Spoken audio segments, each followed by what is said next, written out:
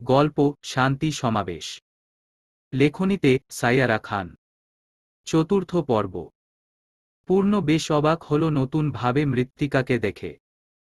সে আগেই জানত মৃত্তিকা ওর বাবার অনেকটা ক্লোজ, তাই বলে এতটা পাগল ধারণা ছিল না। খাওয়া দাওয়া শেষ করে যখন পূর্ণ যাওয়ার নাম নিল তখন বেঁকে বসেছে মৃত্তিকা।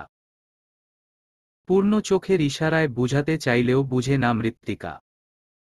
বুঝতে চায় না মূলত, তাই তো পূর্ণর চোখের দিকে তাকালই না। এদিকে অসহায় অস্থির পূর্ণ। বউ ছাড়া সে থাকতে পারবে না। দেখা গেল বউয়ের শোকে নির্বাচনের আগেই না পাগল হয়ে গেল। মৃত্তিকা ওর বাবাকে ছাড়েই নিয়ে আসার পর থেকে 2টি রাত 1টা দিন মোটেও কম কথা নয়। মৃন্ময় হাওলাদার নিজেও নিজেকে সামলাতে পারছেন না, পূর্ণর দিকে তাকিয়ে নরম গলায় বললেন, আজ থাকুক আমার কাছে, থেকে যাও। কথাটা শুনেই মৃত্তিকার ঠোঁটে হাসি ফুটল। পূর্ণ লক্ষ্য করল সেই হাসি। না চাইতেও সায় দিল, আমার একটু কাজ আছে আব্বু, এখন বের হব। রাতে সোজা এখানে এসে পড়ো, কিন্তু না হলে এই পাগল যাবে না। কথাটা একটু ধীর স্বরেই বললেন তিনি। পূর্ণ খুবই সূক্ষ্ম হাসি দিয়ে বলল, উনি বাধ্য আমার কাছে আসতে। একদিন না পেলে নিজেই ছটফট করবে। মৃন্ময় হাওলাদার জানেন এ কথা। পূর্ণর পিঠ চাপড়ে ভরসা দিলেন। এক পলক মৃত্তিকার পানে তাকিয়ে চলে গেল পূর্ণ। তার গুরুত্বপূর্ণ কিছু কাজ আছে। এদিকে মৃত্তিকা যেন হাতে চাঁদ পেয়ে বসল। বাবার গলা জড়িয়েই প্রথম আবদার, আজকে অফিস যাবে না। যথা হুকুম রানী সাহেবা। আমি তো রাজকন্যা। আগে ছিলেন, এখন আপনি রানী আম্মা। গোটা রাজ্যের রানী আপনি। অবুঝ চোখে কিছুক্ষণ তাকালো মৃত্তিকা। পরপর মাথা রাখল বাবার হাঁটুর উপর। গল্প জুড়ল নিজের শ্বশুর বাড়ি নিয়ে। মৃন্ময় হাওলাদার শুনলেন মেয়ের সকল কথা। মাথায় হাত বুলাতে বুলাতে মিঠির মা গরম তেলের বাটি নিয়ে হাজির। ঘুমন্ত মেয়ের চুলে সুন্দর করে তেল দিলেন মৃন্ময় হাওলাদার। না জানি সুযোগটা আসে আবার। নির্বাচন অতি নিকট। আজ পূর্ণকে দল থেকে ডাকা হয়েছে। বর্তমান সময়ের গরম গরম বেশ খবর তাকে নিয়ে। অল্প বয়সী তরুণ তরুণীদের মাঝে বেশ রেশ তাকে নিয়ে, এমনকি প্রবীণরা ও অনেকেই তার পক্ষে। এমন যুবই তাদের দরকার। এই বয়সী ছেলেমেয়েরা থাকে দামাল। তাদের নখদর্পণে থাকে ভীতিহীনতা। দেশে ও এর জনগণের জন্য তো এমনি নেতা দরকার। তাছাড়া পূর্ণর পক্ষ নিয়ে এবার কথা উঠেছে দলের মধ্যে।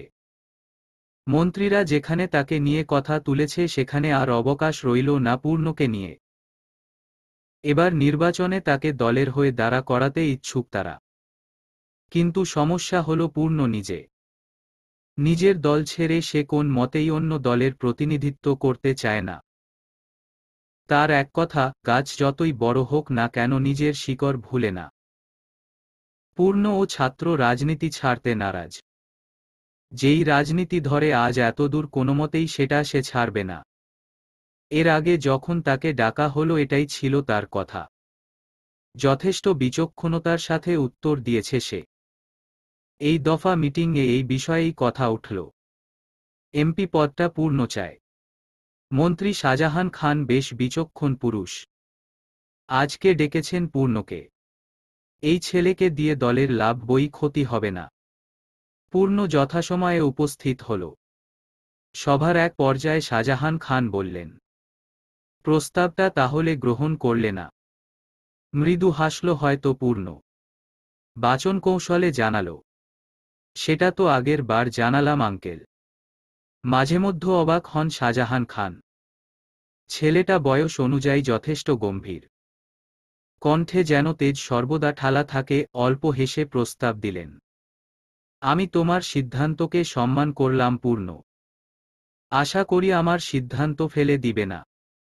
আমি চাইছি তুমি আমাদের দলের হয়ে এবারের এমপি নির্বাচনে দাঁড়াও। আর হ্যাঁ, অবশ্যই তুমি পূর্বে যেখানে ছাত্র রাজনীতি করেছ সেটা বহাল থাকবে। তুমি তোমার দলের উন্নয়ন করো। আমার কিংবা দলের তাতে সমস্যা নেই। পূর্ণ মনে মনে হাসল, মাথা তুলে গম্ভীর কণ্ঠেই জানাল, আমিও আপনার মতামতকে সম্মান করলাম আঙ্কেল। আশা করি ভালো হবে পথ চলা।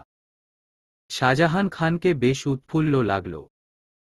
তিনি বেশ ভালো করেই জানেন পূর্ণকে দিয়ে তাদের দল আগাতে উদ্যম গতিতে। ছেলেটা যথেষ্ট কাজের কিনা। নির্বাচন যেহেতু সামনে, তাই বেশ জোরসর করেই এখন থেকে কাজ শুরু হয়ে যাচ্ছে দলের। পূর্ণর সাথে জরুরি কিছু বিষয়ে কথা বলে সভা ত্যাগ করলেন তারা। বাসায় যেতে নিতেই পূর্ণর মনে পড়ল বউ তো বাসায় নেই। ফোনটা হাতে নিয়ে মাকে জানিয়ে সোজা রওনা দিল শ্বশুর বাড়ি। বউ ছাড়া থাকা সম্ভব না তার, একদমই না। রাত প্রায় 10টার দিকে শ্বশুর বাড়ি পৌঁছাল পূর্ণ। দরজা খুলেই হাসি মুখে সালাম জানাল মিঠি। পূর্ণ উত্তর দিয়েই ভেতরে ঢুকল। ড্রয়িং রুম একদমই ফাঁকা। মিঠি ততক্ষণে দৌড়ে রুমে ঢুকে মৃন্ময় হাওলাদারকে খবর জানিয়েছে যে পূর্ণ ভাই এসেছে। ঘুমন্ত মেয়ের কপালে চুমু খেয়ে উঠে দাঁড়ালেন মৃন্ময় হাওলাদার। পা বাড়ালেন বাইরের দিকে। পূর্ণর বরাবর সামনে বসা মৃন্ময় হাওলাদার। শুরুতেই পূর্ণ জানাল, শাহজাহান খানের সাথে মিটিং ছিল। প্রস্তাব দিয়েছে এবারের এমপি পদের জন্য। মৃন্ময় হাওলাদার ঠান্ডা স্বরে জিজ্ঞেস করলেন, রাজি হওয়াটা তোমার রাজনীতিক ক্যারিয়ার গঠনের মূল মই আজ দাঁড় করালাম আব্বু। হাসলেন মৃন্ময় হাওলাদার। ছেলেটার বুদ্ধি প্রশংসনীয়। পূর্ণর সাথে বেশ আলাপ আলোচনা হল রাজনীতি নিয়ে। এর মধ্যে অবশ্য মিঠির মা তাদের হালকা নাস্তাও দিয়েছেন। বেশ সময় পর মৃন্ময় হাওলাদার পূর্ণকে বললেন, আম্মার খেয়াল তুমি রাখবে পূর্ণ, সেটা আমার জানা। তবুও বলছি, জানোই তো এত তাড়াতাড়ি কেন তোমার কাছে দিলাম। আশা করি তার অযত্ন হবে না। আমার দেয়া আমানত উনি পূর্ণ। খেয়ান্ত করো না। বেশ সরস গলায় পূর্ণ জানাল, আপনার আমানত এখন আমার আব্বু। খেয়ানতের প্রশ্ন কেন উঠছে? মৃদু হাসলেন মৃন্ময় হাওলাদার। তিনি জানেন পূর্ণ কথা রাখবে। হালকা স্বরে বললেন, অনেকক্ষণ হলো এসেছ। আম্মার রুমে যাও, ফ্রেশ হও। মৃত্যু কোথায়? আমার কাছেই ছিল, ঘুমিয়ে আছে। পূর্ণ উঠে দাঁড়াল। উদ্দেশ্যে ফ্রেশ হওয়া। পূর্ণর যাওয়ার পানে তাকিয়ে শুকরিয়া আদায় করলেন মৃন্ময় হাওলাদার। তার কলিজা টুকরো সঠিক হাতে আছেন এটা তিনি জানেন। ফোনের শব্দে ঘুম ভেঙে গেল মৃত্তিকার। উজ্জ্বল নামটা জলজল করে উঠছে। হাত বাড়িয়ে সেটা নিয়ে কানে ধরতেই চটপটে গলার স্বরে কানে বাজল, কিরে তোর খবর কি বিয়াইত্তা মায়া? তুই তো মাম্মা আমাবস্যার চাঁদ হইলা গেলি মনু। জামাই বউ মিল্লা যে ভার্সিটি ত্যাগ করলি একসাথে বিয়া করে, কোন খবর রাখস কি হয় এদিকে? একদমে এত কথা বলে দম নিল উজ্জ্বল। মৃত্তিকা হঠাৎ এত কথা শুনে একটু চমকাল। সবে 2 দিন ও ভার্সিটি যাচ্ছে না। ঘুম জড়ানো কণ্ঠেই জিজ্ঞেস করল, কি হয়েছে উজ্জ্বল? তুই কি হিমুর সাথে ঝগড়া করে আমাকে ঝাড়ছিস? দমল উজ্জ্বল, তবে বেশি না। মূলত ওই রূপাকে নিয়েই তাদের মাঝে ঝগড়া লেগেছে আবার। হিমুর উপর আপাতত বেজায় চড়ে আছে উজ্জ্বল। ঠিক কতটা ছেঁচড়া হলে একটা ছেলে এমন আচরণ করে? এত লাঞ্ছনা বঞ্চনা কিছুই যেন গায়ে মাখে না। ওই রূপা ও আবার এক কাঠি উপরে। ইদানিং মিষ্টি মিষ্টি মুখে হিমুকে দিয়ে কাজ হাসিল করে নিচ্ছে।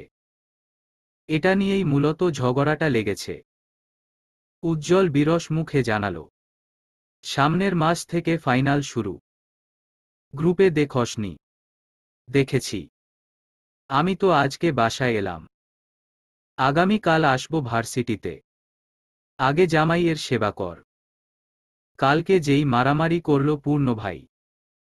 কথাটা শেষ করতে না করতেই মৃত্তিকা ছটফটিয়ে উঠল। উদ্বিগ্ন হয়ে জিজ্ঞেস করল, কার সাথে লেগেছিল? সাফারাত মির্জা। সাফারাত মির্জা? হ্যাঁ। আরে ওই নেতা শোয়েব মির্জার পোলা। মৃত্তিকা চিনল না, তবে সাফারাত নামটা চেনা লাগল তার নিকট। শুধু জিজ্ঞেস করল, কারণ জানিস উজ্জ্বল? না রে, তা তো জানি না। কেন ভাই বলে নাই? মৃত্তিকা চমকাল, তবুও বলল, আমি আসলে জিজ্ঞেসই করিনি। টুকটাক কথা বলে ফোন রাখল মৃত্তিকা। ওয়াশরুমে ঢুকে মুখে পানি দিয়ে বের হল রুম থেকে। ড্রয়িং রুমে যেতে যেতে ডাকতে লাগল, বাবা, বাবা। কথা আটকালো সামনে তাকিয়ে। পূর্ণর ভেজা কপালে থাকা ছোট্ট পট্টিটা মৃন্ময় হাওলাদার খুলে চেঞ্জ করয় দিচ্ছেন। মৃত্তিকার ডাকে দুজনই এদিকে তাকালো। পূর্ণ একটু বেশিই গভীরভাবে তাকালো। শাড়ি নেই পরনে তার, মৃত্যুর ঢোলা টি শার্ট, সাথে নরম কাপড়ের ফুলের ছাপার প্যান্ট। কোকড়ানো চুলগুলোতে বেনি করা। এই তো শ্যামা মৃত্যু। মৃন্ময় হাওলাদার না থাকলে নিশ্চিত কাণ্ড ঘটাত পূর্ণ। এতটুকু ভরসা ওর নিজের উপর আছে। বউ দেখলেই মন চায় আদর করতে, একদম নিজের কোলে বসিয়ে রাখতে। মৃন্ময় হাওলাদার হাসি মুখে জিজ্ঞেস করলেন, ঘুম ভেঙেছে আম্মা? আমি কখন ঘুমালাম আব্বু? ডাকলে না কেন? কথা বলতে বলতেই এগিয়ে এলো বাবার নিকট। তখনই মিঠি হলুদ রঙের দুধ সামনে রেখে বলল, মামা এই যে দুধ।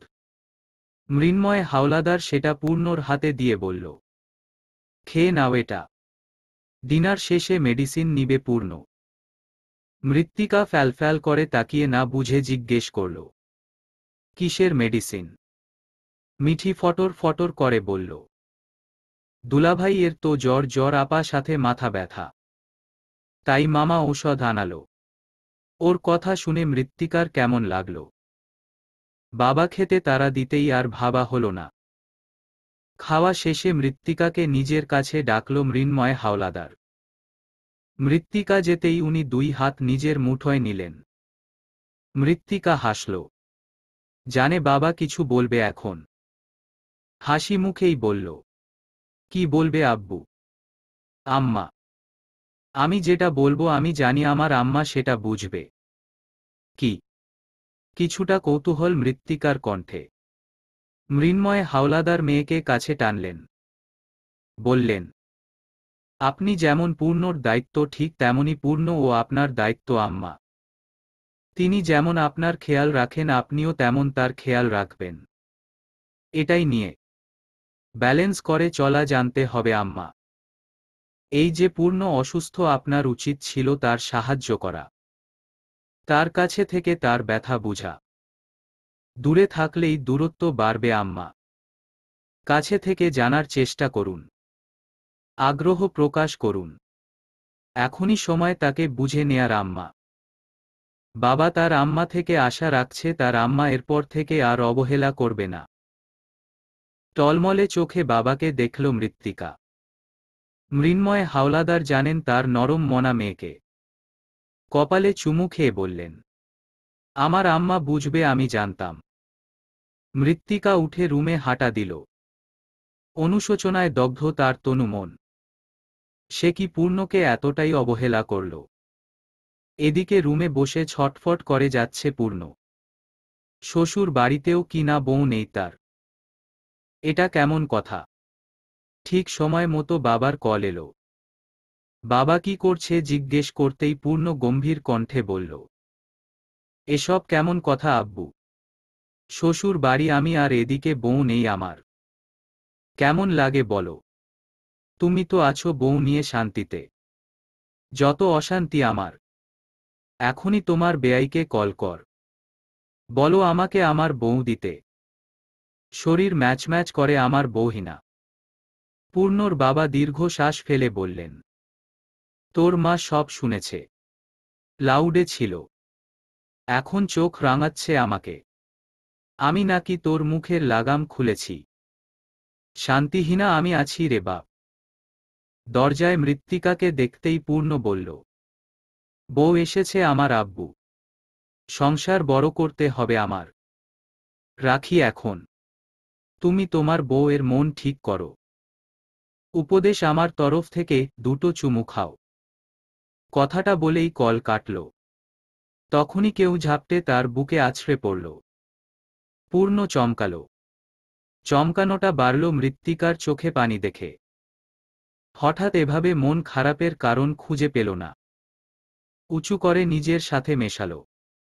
একদম বুক বরাবর তুলে নিল। টুপ করে নাকে চুমু বসিয়ে বেডে বসল। মৃত্তিকা তাকালো পূর্ণর দিকে, কিন্তু চোখে চোখ রাখল না। আলতো হাতে কপালের ব্যান্ডেজটা ছুঁয়ে দিতেই পূর্ণ ওর হাত ধরল। হাতে ঠোঁট বুলাতে বুলাতে জিজ্ঞেস করল, চোখের পানির কারণটা কি আমি? মৃত্তিকার টলমল করা চোখটা বন্ধ হলো, তাতেই গড়িয়ে পড়ল অশ্রুকণা। নাক টেনে মাথা নিচু করে বলল, আমি আপনার খেয়াল রাখিনি। আমি সুযোগই দেইনি মৃত্যু। আমার কিছু করা উচিত ছিল। করার প্রয়োজনীয়তা বোধ করতে দেইনি আপনাকে আমি। আপনি। হুশ। আর না কথা। আফসোস করে কাজ নেই মৃত্যু। আমার আদরের শত্রু না হয়ে যায় আপনার এই আফসোস। মৃত্তিকা এক পলক তাকিয়ে চোখ নামিয়ে নিল। পূর্ণ বুঝে তার পূর্ণময়ীর আকুলতা। সেটাকে প্রাধান্য দিয়েই মৃত্তিকাকে বেডে বসিয়ে মাথা রাখে সোজা তার কোলে, আলস ভঙ্গিতে বলে, নিন চুল টেনে দিন। কেন? কেন আবার? আমার সেবা করতে। মৃত্তিকা ততক্ষণে চুলে হাত দিয়েছে। বেশ সিল্কি পূর্ণর চুল। মৃত্তিকা যেন নিজেই আরাম পেল। ধীরে ধীরে তার অনুশোচনা কমল। কিছুটা ঘোরের মাঝেই প্রকাশ করতে লাগল নিজেকে। আব্বুকেও এভাবে দেই আমি। তার অনেক ভালো লাগে। কিন্তু আব্বু যখন আমাকে বিলি কেটে দেয় তখন বেশি ভালো লাগে। একদম ঘুম চলে আসে। মৃত্তিকার কথা দ্বারাই প্রকাশ পায় কতটা বাবা পাগল সে। তার কথা শুরু এবং শেষ দুটোই তার বাবাতে সমাপ্ত হয়। পূর্ণ চুলের ভাঁজে থাকা মৃত্তিকার হাত দুটো ধরল। স্থান দিল তাদের নিজের গালে। মৃত্তিকা মৃদু শব্দে জানাল, গাল তো গরম লাগছে। জ্বর আছে এখনো? মেডিসিন নিলাম তো। এখন আপনি নামক মেডিসিন দরকার আমার। মৃন্ময় হাওলাদার বারান্দায় দাঁড়িয়ে। খোলা আকাশের পানে তার সুচালো তীক্ষ্ণ নজর। জোয়ান ভাবটা এখনো বিদ্যমান তার দেহে। সুপুরুষ বুঝি একেই বলে। চুলে পাক ধরেনি, না ধরেছে মুখে থাকা চাপ দাড়িতে। না পেট বেড়েছে, না চামড়া ঝুলেছে। নিজেকে যথেষ্ট পরিপাটি এবং ফিট রাখেন তিনি। এর পেছনে অবশ্য কারণও আছে। হাল তো ছেড়ে দিয়েছিলেন নিজের যত্নের সেই কবেই। কার জন্য নিজেকে গুছিয়ে রাখবে? দেখার সেই প্রেয়সী কি আছে? সে তো সুদূর প্রসারী। শুধুমাত্র তার জীবনের অতীব গুরুত্বপূর্ণ একটা অধ্যায়, যাকে ছাড়া মৃন্ময় হাওলাদার অসম্পূর্ণ। যাকে বিহীন তার কাহিনী অসম্পূর্ণ। কানে যেন আজও সেই চিকন শ্যামকন্যার গলার সুরটা বাড়ি খায় যখনই সে ডেকে উঠত, মৃন্ময়। এক মুহূর্তের জন্য চমকালেন মৃন্ময় হাওলাদার। মনে হলো এই তো ডাকল তার প্রেয়সী। আজ যেন সেই মৃন্ময় ডাকটা বুকে বিঁধে তার। গলার কাটা এই মৃন্ময় ডাক। বুকে বিধানো শুলেই মৃন্ময় ডাক। প্রেয়সীর জন্য নিজের হাল ছেড়ে দিলেও ধরে রেখেছেন তার আরেক শ্যামকন্যার জন্য। যে ছোট্ট কণ্ঠে বলতো, মাই বাবা এভারগ্রিন। আনমনে হাসেন মৃন্ময় হাওলাদার। জীবনটা আজ ভিন্ন হলে ক্ষতি হতো বুঝি। হঠাৎ দরজায় নক হওয়াতে ঘুরে দাঁড়ান তিনি। মিঠি দাঁড়িয়ে বাইরে। ফিনফিনে শরীরে এমন ভাবে ওড়না জড়িয়েছে যেন চাদর জড়ানো। কফি হাতে অনুমতি চাইল। মামা আসব। আয়। পা টিপে টিপে কাছে এসে এক কাপ এগিয়ে দিয়ে নিজেরটা ধরতে বলল। মৃন্ময় হাওলাদার নিতেই মিঠি রুমে গিয়ে ফেরত এলো চাদর নিয়ে। পেছনে থেকে তার গায়ে দিয়ে বলল, ঠান্ডা কত। চাদর ছাড়া কিভাবে দাঁড়িয়েছিলেন? জানতাম আমাদের মিঠি আসবে। তোর আপা তো তোর ভরসায় আমাকে রেখে গিয়েছে। দীর্ঘ শ্বাস ফেলল মিঠি। সম্মুখে দাঁড়ানো এই সুদর্শন পুরুষটাকে ভালোবাসে সে। ছোট থেকে বাবার আদর না পেলেও পেয়েছে এই পুরুষটার আদর। পরিবারহীনা মিঠি পরিবার পেয়েছে মৃত্তিকা নামক মেয়েটা থেকে। নামটাও তার মৃত্তিকার রাখা। ছোটবেলায় গোলুমোলু হওয়ার দরুন মৃত্তিকা তাকে মিঠি বলে ডাকত, সেই থেকে নামটা যেন ওকে জড়িয়ে নিল। এত ভালোবাসার পরেও আজ যেন পরিস্থিতি ভিন্ন। ভিন্ন সব অনুভূতি, সব যেন আজ ফিকে মনে হয়। যাকে সে ছোট থেকে মামা ডেকে ভালোবেসে আসছে তার প্রতি চেয়েও খারাপ লাগাতে ব্যর্থ মিঠি। তার অদেখা রূপটা যেন হঠাৎ সম্মুখে আসায় ঘাবড়ে গিয়েছিল সে। নিজেকে সামলে আজ সামনাসামনি হয়েছে মৃন্ময় হাওলাদারের। আজ এখান থেকে সোজা ভার্সিটি যাবে মৃত্তিকা। ওর না জানতে অবশ্য পরিকল্পনা ভিন্ন। এ বাসায় আর ফিরা হবে না তার। একেবারে ওখান থেকে পূর্ণ নিয়ে যাবে। মৃন্ময় হাওলাদার জানেন এ কথা। মূলত পরামর্শটা ও তারই। এছাড়া মৃত্তিকাকে পাঠানো যাবে না। খাবার খেতে খেতে মৃত্তিকা বাবার সাথে আলাপ জুড়েছে।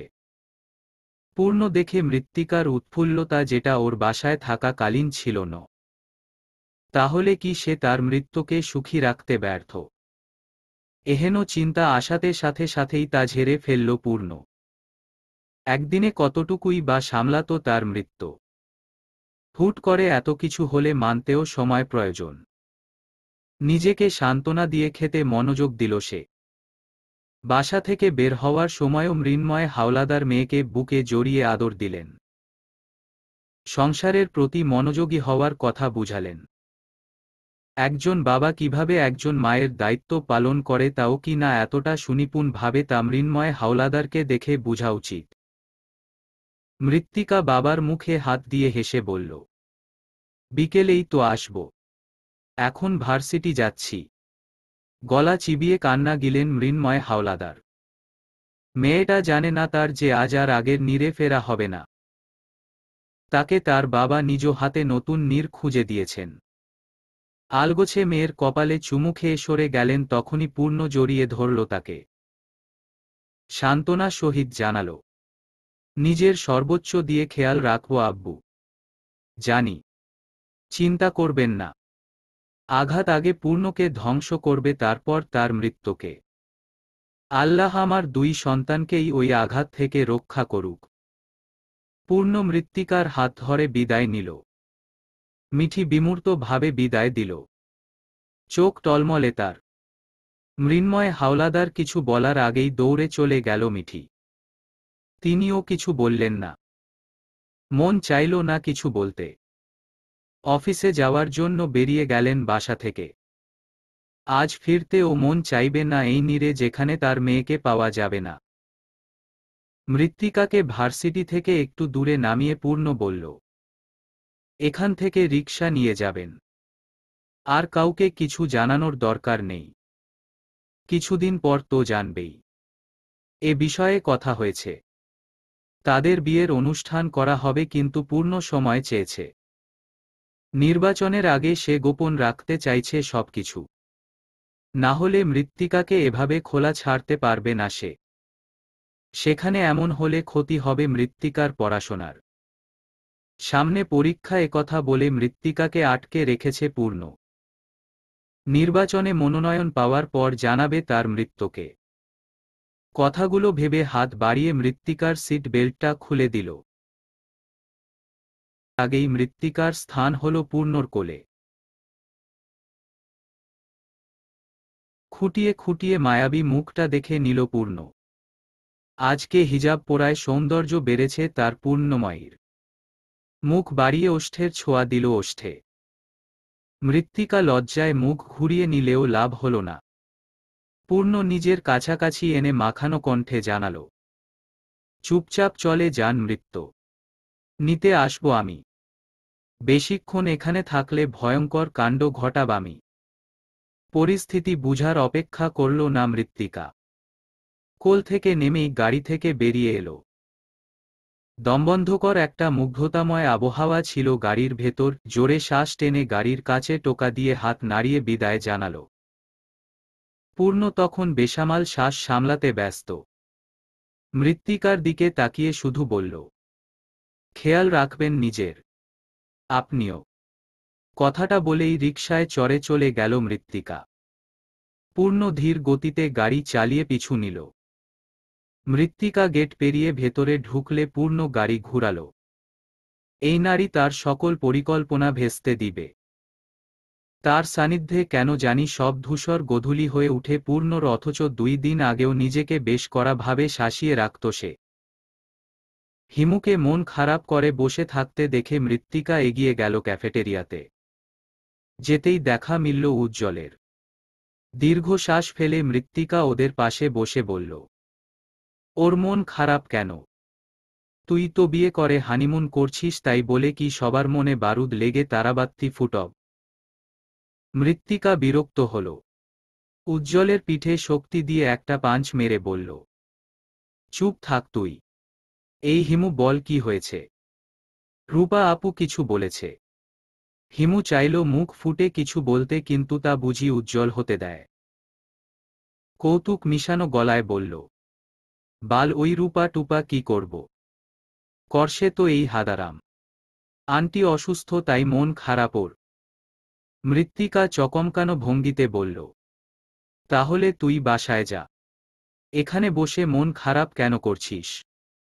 উজ্জ্বল এবার মহা বিরক্ত হয়ে বলল, তুই গেলে পরীক্ষা দিব কে? তোর না হওয়া সন্টুমন্টু। মৃত্তিকা পাত্তা দিল না উজ্জ্বলকে। হিমু নিচু গলায় বলল, মা ঠিক আছে এখন, চল ক্লাসে। শাহজাহান খান আজকে সকলের সামনে ঘোষণা দিলেন পূর্ণকে তাদের দল থেকে মনোনয়নের পত্র দেয়া হবে। কেউ কেউ খুশি হলো, আবার কারো কারো মুখ কালো হলো।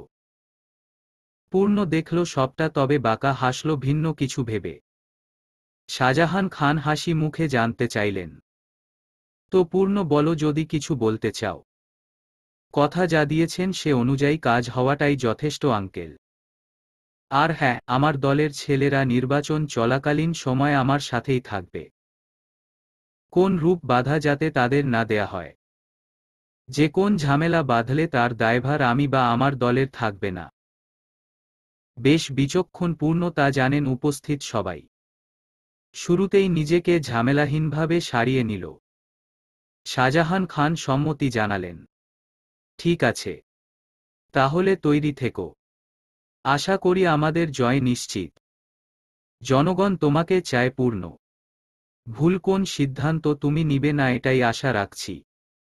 ইনশা আল্লাহ। পার্টি অফিস থেকে বের হতেই মুখোমুখি হল দুই দল।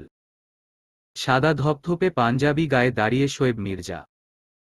ভদ্রতা সহিত সালাম জানালো পূর্ণ। শোয়েব মির্জা হেসে উত্তর দিয়ে জড়িয়ে ধরতে নিলেই পূর্ণ সাইড কেটে চলে গেল। ব্যাপারটা গায়ে লাগল শোয়েব মির্জার। মাহিন মিয়াকে উদ্দেশ্য করে বললেন, বুঝলে মাহিন, এই চুল আমি রোদে সাদা করিনি। সাফারাতকে কল লাগাও, বলো এখনই পার্টি অফিসে আসতে। আর হ্যাঁ, এটাও জানাও তাকে যাতে এবার নির্বাচনে পাশে পাই আমি। মাহিন মির্জা বাধ্যভৃত্যের ন্যায় কাজ করল। সাফারাত তার ঠিক 2 ঘন্টা পর অফিসে হাজির হল। তার এহেন উদাসীন ভঙ্গি ও চালচলনে বেশ খেপেছেন শোয়েব মির্জা। চড়াও হওয়া গলায় ছেলেকে উদ্দেশ্য করে বললেন, সামনে নির্বাচন, জয়ী হই। একটা কেন 10টা নারীদেহ এনে দেব। আমার কথা শোনো সাফারাত, এবার জয়ী হতেই হবে। নির্বিকার সাফারাত। শোয়েব মির্জা কঠোর গলায় শপথ নিলেন, যেই পর্যন্ত না জয়ী হব ওই পর্যন্ত আমিষ এবং নারী ত্যাগ করলাম আমি। মাহিন মিয়ার দিকে তাকিয়ে বললেন, পূর্ণকে কল দিয়ে জানাও তার সাথে সাক্ষাৎ করতে চাই। সাফারাত তখনও নির্বাক। তার মস্তিষ্কে চলছে ভিন্ন কিছু। ভয়ঙ্কর পরিকল্পনা। বৃষ্টি তখনও পড়েনি। অপেক্ষমান সে সঠিক সময়ের জন্য। গুরুম গুরুম শব্দে ডেকে যাচ্ছে আকাশ। সেদিকেই এক দৃষ্টিতে তাকিয়ে আছে মৃত্তিকা। সন্ধ্যা হল বলে দেখা নেই তখনও পূর্ণর। সেই সকালে বের হল। মৃত্তিকাকে ভার্সিটি পৌঁছে দিয়ে নিজে কোন এক দলীয় কাজে গিয়েছে। মৃত্তিকা শুধু জানে মনোনয়ন পেয়েছে পূর্ণ। কারো গলার স্বর কানে যেতেই মৃত্তিকা রুম থেকে বের হল। ড্রয়িং রুমে টেবিলটাতে কিছু রাখছেন পূর্ণর বাবা। উনি ডেকেছেন মৃত্তিকাকে। মৃত্তিকা শাড়ির আঁচলটা ঠিক করে কাঁধে তুলে এগিয়ে গেল। শাড়ি অবশ্য পূর্ণর জন্যই পরা হচ্ছে। লোকটার রোজ সকালের আবদার যাতে মৃত্তিকা শাড়ি পরে। মৃত্তিকাও ফেলতে পারে না সেই আবদার। মূলত ফেলতে চায় না। তার ভালো লাগে পূর্ণর জন্য সাজতেন, নিজেকে প্রস্তুত করতে। মৃত্তিকাকে দেখেই চওড়া হাসলেন পূর্ণর বাবা। টেবিলের উপর কিছু গোছাতে গোছাতে বললেন, এদিকে আয় মা, এক কাজ কর, চা করে নিয়ে আয়, তোর শাশুড়ি আসছে। হেসে কিচেনে গেল মৃত্তিকা। শ্বশুর শাশুড়ির সাথে তার দারুণ একটা সম্পর্ক গড়ে উঠেছে। তাদের আদুরে খরগোশ ছানা মৃত্তিকা, যাকে খুব যত্নে তারা লালন পালন করে। ফুটন্ত পানিতে চা পাতা ছাড়তেই পানিটা রং ধারণ করল। ফ্রিজ থেকে দুধ বের করতেই দেখল ওর শাশুড়ি এসেছে এদিকে। শ্বশুরকে একঝাঁক ঝেড়েছেন ইতিমধ্যে। কারণ হিসেবে রয়েছে কেন মৃত্তিকাকে এখন রান্নাঘরে পাঠাল। শ্বশুরকে বাঁচাতে মৃত্তিকা কিচেন থেকে ডাকল, আম্মু দেখো তো চিনি কতটুকু দিব। ব্যাস, শাশুড়ি থেমেছে। এগিয়ে এসে দুধ চিনি দিতে দিতে রাগী কণ্ঠে বলল, তোমার আব্বু বলল আর তুমি কিচেনে হাজির। আর জানি না দেখি। মৃত্তিকা হেসে শাশুড়ির হাত ধরে কিচেন থেকে বাইর করতে করতে বলল, I love to do it আম্মু। যাও, আসছি আমি। অল্প হেসে স্বামীর পাশে গেলেন তিনি। মৃত্তিকা তিনটা চায়ের কাপ হাতে একটু বাদী এগিয়ে গেল। একদম শাশুড়ির গা ঘেঁষে বসে পড়ল সোফায় পা তুলে। ঠিক যেমন একটা বিড়াল ছানা তার মালিকের নিকট আদরের আশায় বসে। পূর্ণর মা ও চায়ে চুমুক দিয়ে প্রশংসা করলেন। এটা অবশ্য প্রথম না, প্রায় সময়ই রান্না করে মৃত্তিকা। পূর্ণর বাবা প্লেটে থাকা ভাজাপোনাগুলো এগিয়ে দিল তার পুত্রবধূর নিকট। মৃত্তিকা একগাল হেসে হাতে নিয়ে কামড় বসাল। কপাল গুনে এমন শ্বশুর বাড়ি পেয়েছে সে। নতুন ভাবে নতুন একজন আব্বু পেয়েছে। আম্মু পেয়েছে, সাথে আছে পূর্ণ যে তার সলকলা পূর্ণ করে। মৃত্তিকার মনে পড়ল কিছুদিন আগের কথা। কতটাই না উদাস মনে এই বাড়ি ফিরেছিল পূর্ণর সাথে। ও জানত বাবার কাছে যাবে, অথচ পূর্ণ তাকে এখানে নিয়ে এলো। মন খারাপের সাথে সাথে অভিমানী মৃত্তিকা মনের গহীনে জমাই ফেলে একঝাঁক অভিমান, যা ভাঙতে বেশ কাঠখড় পোড়াতে হয়েছে পূর্ণকে। বউ তার সহজে মানেনি।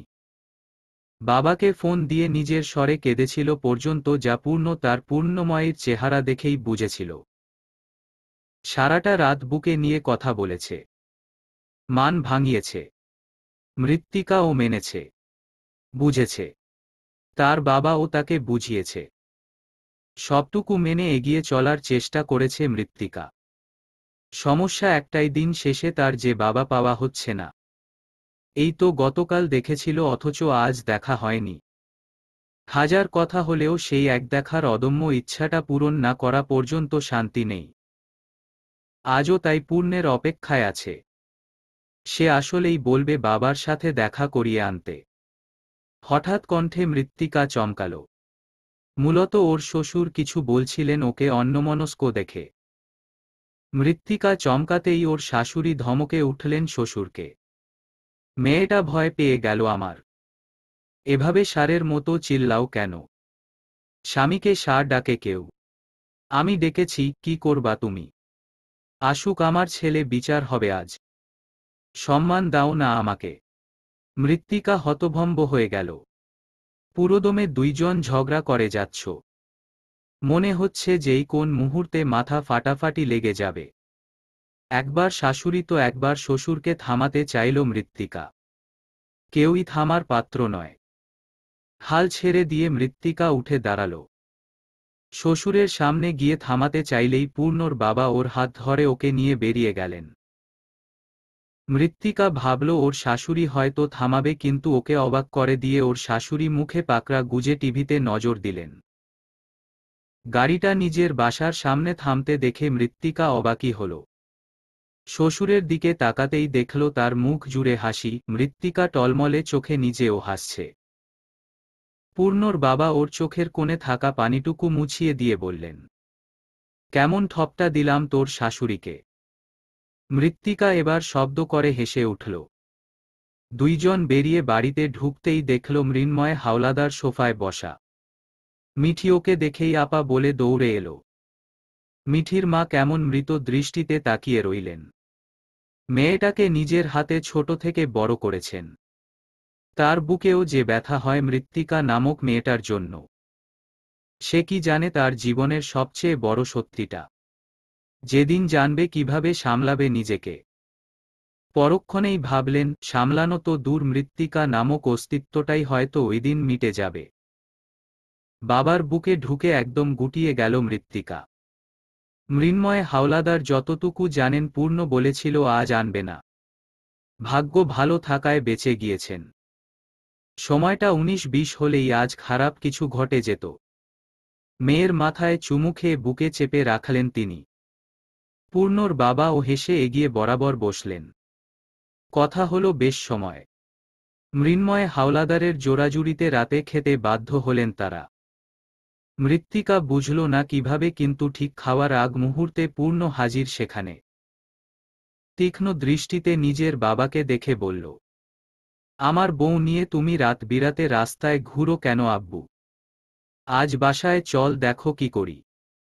না নিজে বউ নিয়ে শান্তিতে থাক, না আমাকে বউ নিয়ে শান্তিতে থাকতে দাও। যত জ্বালা আমার। মৃন্ময় হাওলাদার তখন পাশে ছিলেন না। মৃত্তিকা অবশ্য টুকটাক ইদানিং এমন সব পূর্ণর উদ্ভব কথা হজম করা শিখেছে। মৃন্ময় হাওলাদার পূর্ণকে দেখে মুচকি হাসলেন, বিনিময়ে পূর্ণ জড়িয়ে ধরল তাকে। রাতের খাবার খেয়ে বাবাকে আবারও এক বুক কষ্ট নিয়ে বিদায় জানিয়ে মৃত্তিকা ফিরে এলো পূর্ণর হাত ধরে। মৃন্ময় হাওলাদার মেয়ের যাওয়া দেখলেন। কেউ না দেখলেও তার চোখে একদিকে যেমন মেয়ের সুখ স্পষ্ট, ঠিক তেমনি তার রাজকন্যার বেদনাটাও স্পষ্ট। তাকে ছাড়া হাজার ভালো থাকার মধ্যে ও ভালো নেই তার রাজকন্যা। অথচ তিনি যেন আজ কাঙ্গাল। চেয়েও তার হাত আজ রিক্ত। অতীত কাউকে ছাড়ে না, তাকেও ছাড়বে না। সময় থাকতে সবটা গুছাতে চান তিনি। যেতে হবে তাকে। মনের বিরুদ্ধে খুব অন্তরালে সিদ্ধান্ত নিয়েছেন তিনি, যা বাস্তবায়ন তাকে করতেই হবে। লোভ সবারই থাকে, কারো টাকার, কারো ক্ষমতার, কারো বেঁচে থাকার, তো কারো ভালো থাকার। মৃন্ময় হাওলাদার ও ভালো থাকতে চান। তার রাজকন্যাকে নিয়ে সুখে থাকার চাওয়াটা নিশ্চিত খুব বড় চাওয়া নয়, অথচ আজ মনে হচ্ছে না চাওয়াটা খুব বড়। ভীষণ দামি। নয়তো এতটা কেন ভুগছেন তিনি? বিছানা গুছিয়ে মৃত্তিকা নিজের বইগুলো গুছিয়ে রাখল। বাইরে তখন ঝড়ো হাওয়া বহমান। সমুদ্র তীরবর্তী এলাকায় কোন এক ঝড় উঠেছে তারই রেশ ঢাকা শহর সহ বিভিন্ন অঞ্চলে দেখা যাচ্ছে। এমনিতেই নভেম্বর মাস। শীত আসবে আসবে ভাব এখনো আসেনি। মৃত্তিকা শীতপ্রেমী মানুষ। তার ভীষণ পছন্দের এই আবহাওয়া। আলগোছে বারান্দার দরজাটা খুলে মৃদু আলোতে থাকা বারান্দায় গেল। অমনি ঠান্ডা এক ঝাপটা লাগলো সারা দেহে। শীতলতা বয়ে গেল অঙ্গজুড়ে। নরম হাতটা বাড়িয়ে দিল বাইরে, অমনি টুপটাপ কয়েক ফোঁটা বৃষ্টির পানি হাতে পড়ল। অতি ঠান্ডা এই কণাগুলো শিহরণ বহালো মৃত্তিকার বদনে। এটা বুঝি কম পড়ল? নিজের হাতের নিচে বড় একটা হাতের অস্তিত্ব টের পেল মৃত্তিকা। পেছনে ঘুরতেই ধাক্কা খেল তার পুরুষটার উষ্ণ বুকে। পূর্ণ সরল না, বরং চাপল একটু। যতটুকু কাছে আসা যায় সবটুকু আসল সে। মৃত্তিকা নিজের হাতে থাকা বৃষ্টির পানিটুকু ছিটিয়ে দিল পূর্ণর মুখে। হঠাৎ এহেন কাণ্ডে পূর্ণ মুখ কুঁচকে নিল। মৃত্তিকার কিটকিয়ে হাসা হাসিটা যেন এমন আবহাওয়ায় পূর্ণর নিকট বেশ লাগল। ঝিমঝিমিয়ে উঠল তার দেহ। নিজে ঠান্ডা হাতের স্থান দিল মৃত্তিকার কোমরে। টেনে একদম কাছে এনে নিজেও পানি ঝিটালো মৃত্তিকার মুখে। মৃত্তিকা মুখ সরিয়ে তখনও হেসে যাচ্ছে। পূর্ণর আদুরে লাগে এই নারীকে, যেমনটা কোন তুলতুলে বিড়াল ছানা। মৃত্তিকাকে ঘুরিয়ে পেছনে থেকে জড়িয়ে নিল পূর্ণ। থমকে যাওয়া গলায় জানাল, আপনি আমার নভেম্বরের বৃষ্টি মৃত্য। আপনি আমার সেই বৃষ্টি যে শীতলতা আনে, যে তীব্র গরমকে ঠান্ডা করার ক্ষমতা রাখে, যে নিজের সবটুকু দিয়ে তার প্রেমিককে আগলে রাখে। আপনি তো প্রেমিক না, ভুলে গেলেন। ভুলিনি। আপনার সাথে সম্পৃক্ত কিছুই ভুলার নয় আমার। সত্যি, একদম। বলেই কোলে তুলে সোজা রুমে চলে গেল পূর্ণ। মৃত্তিকা দুই হাতে গলা জড়িয়ে ধরে আর্জি জানাল, আইসক্রিম খাব। একদমই না মৃত্য। প্রয়োজনে আমাকে খাবেন, তবুও আইসক্রিম না। নামান আমাকে। খারাপ লোক। পূর্ণ ঠোঁটে বাঁকা হাসি। বিছানা থেকে মৃত্তিকা নামতে নিলেই পূর্ণ আটকে নিল। টেনে বুকে নিতেই মৃত্তিকা বলল, আম্মু রাগ করেছে আব্বুর সাথে। দেখে আসি। কোন দরকার নেই।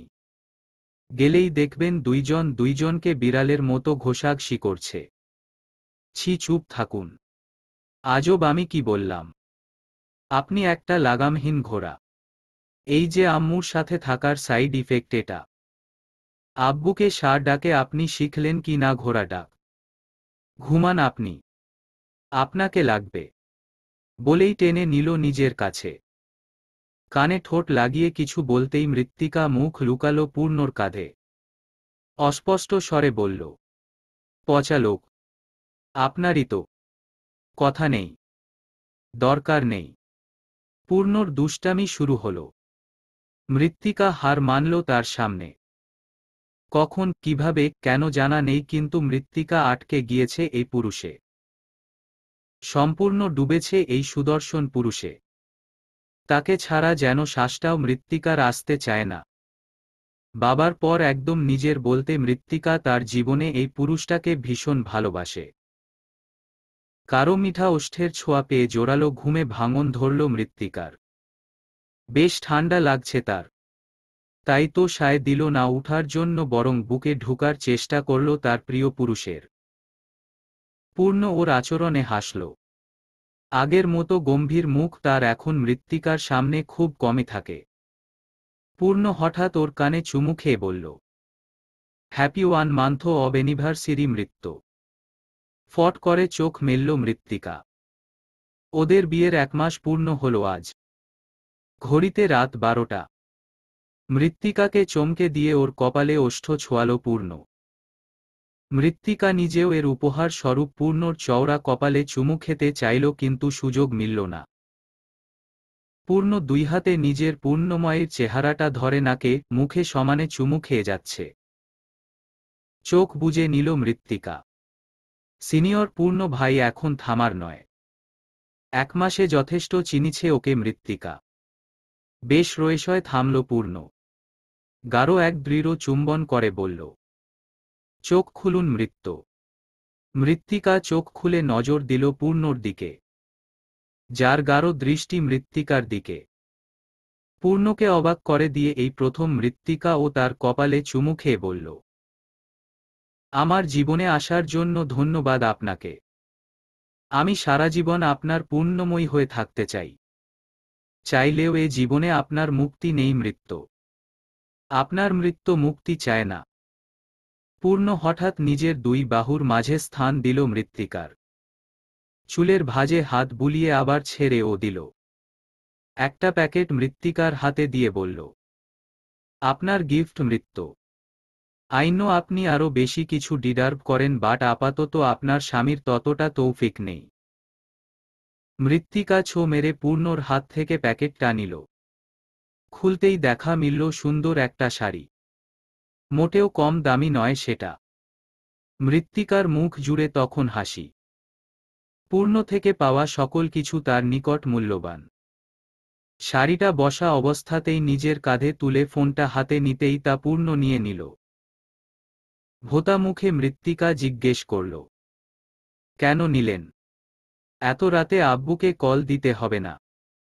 কিভাবে বুঝলেন? আপনার আগাগোড়া মুখস্থ আমার মৃত্যু।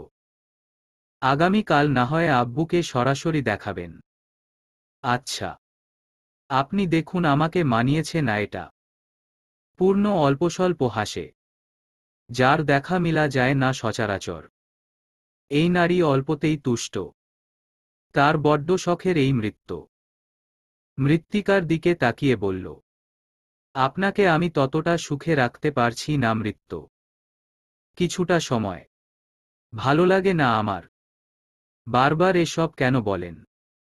কণ্ঠে তার অভিমান। মাঝে মধ্যে রাগ হয় মৃত্তিকার। পূর্ণ যখন নিজেকে ছোট করে কথা বলে তখন কেন জানি মৃত্তিকার নিজের কাছেই নিজেকে ছোট মনে হয়। পূর্ণ দুই হাতে আগলে কোলে তুলে নিল মৃত্তিকাকে। নিজের মুখ বরাবর সামনে বসিয়ে বলল, এই বাড়ি গাড়ি কিছুই আমার নয় মৃত্য। শুধু বাইক আর যেই গাড়িটা ব্যবহার করি ওই দুটো আমার নিজের। বাকি সব আব্বুর করা। যদিও কোচিং দুটো ভালো চলছে। ইনকাম হচ্ছে ভালো কিন্তু সব খরচ তোলার পর প্রায় লাখ খানিক আমার থাকে। তাতেই নিজের সহ আপাতত আপনার খরচ চালাই মৃত্য।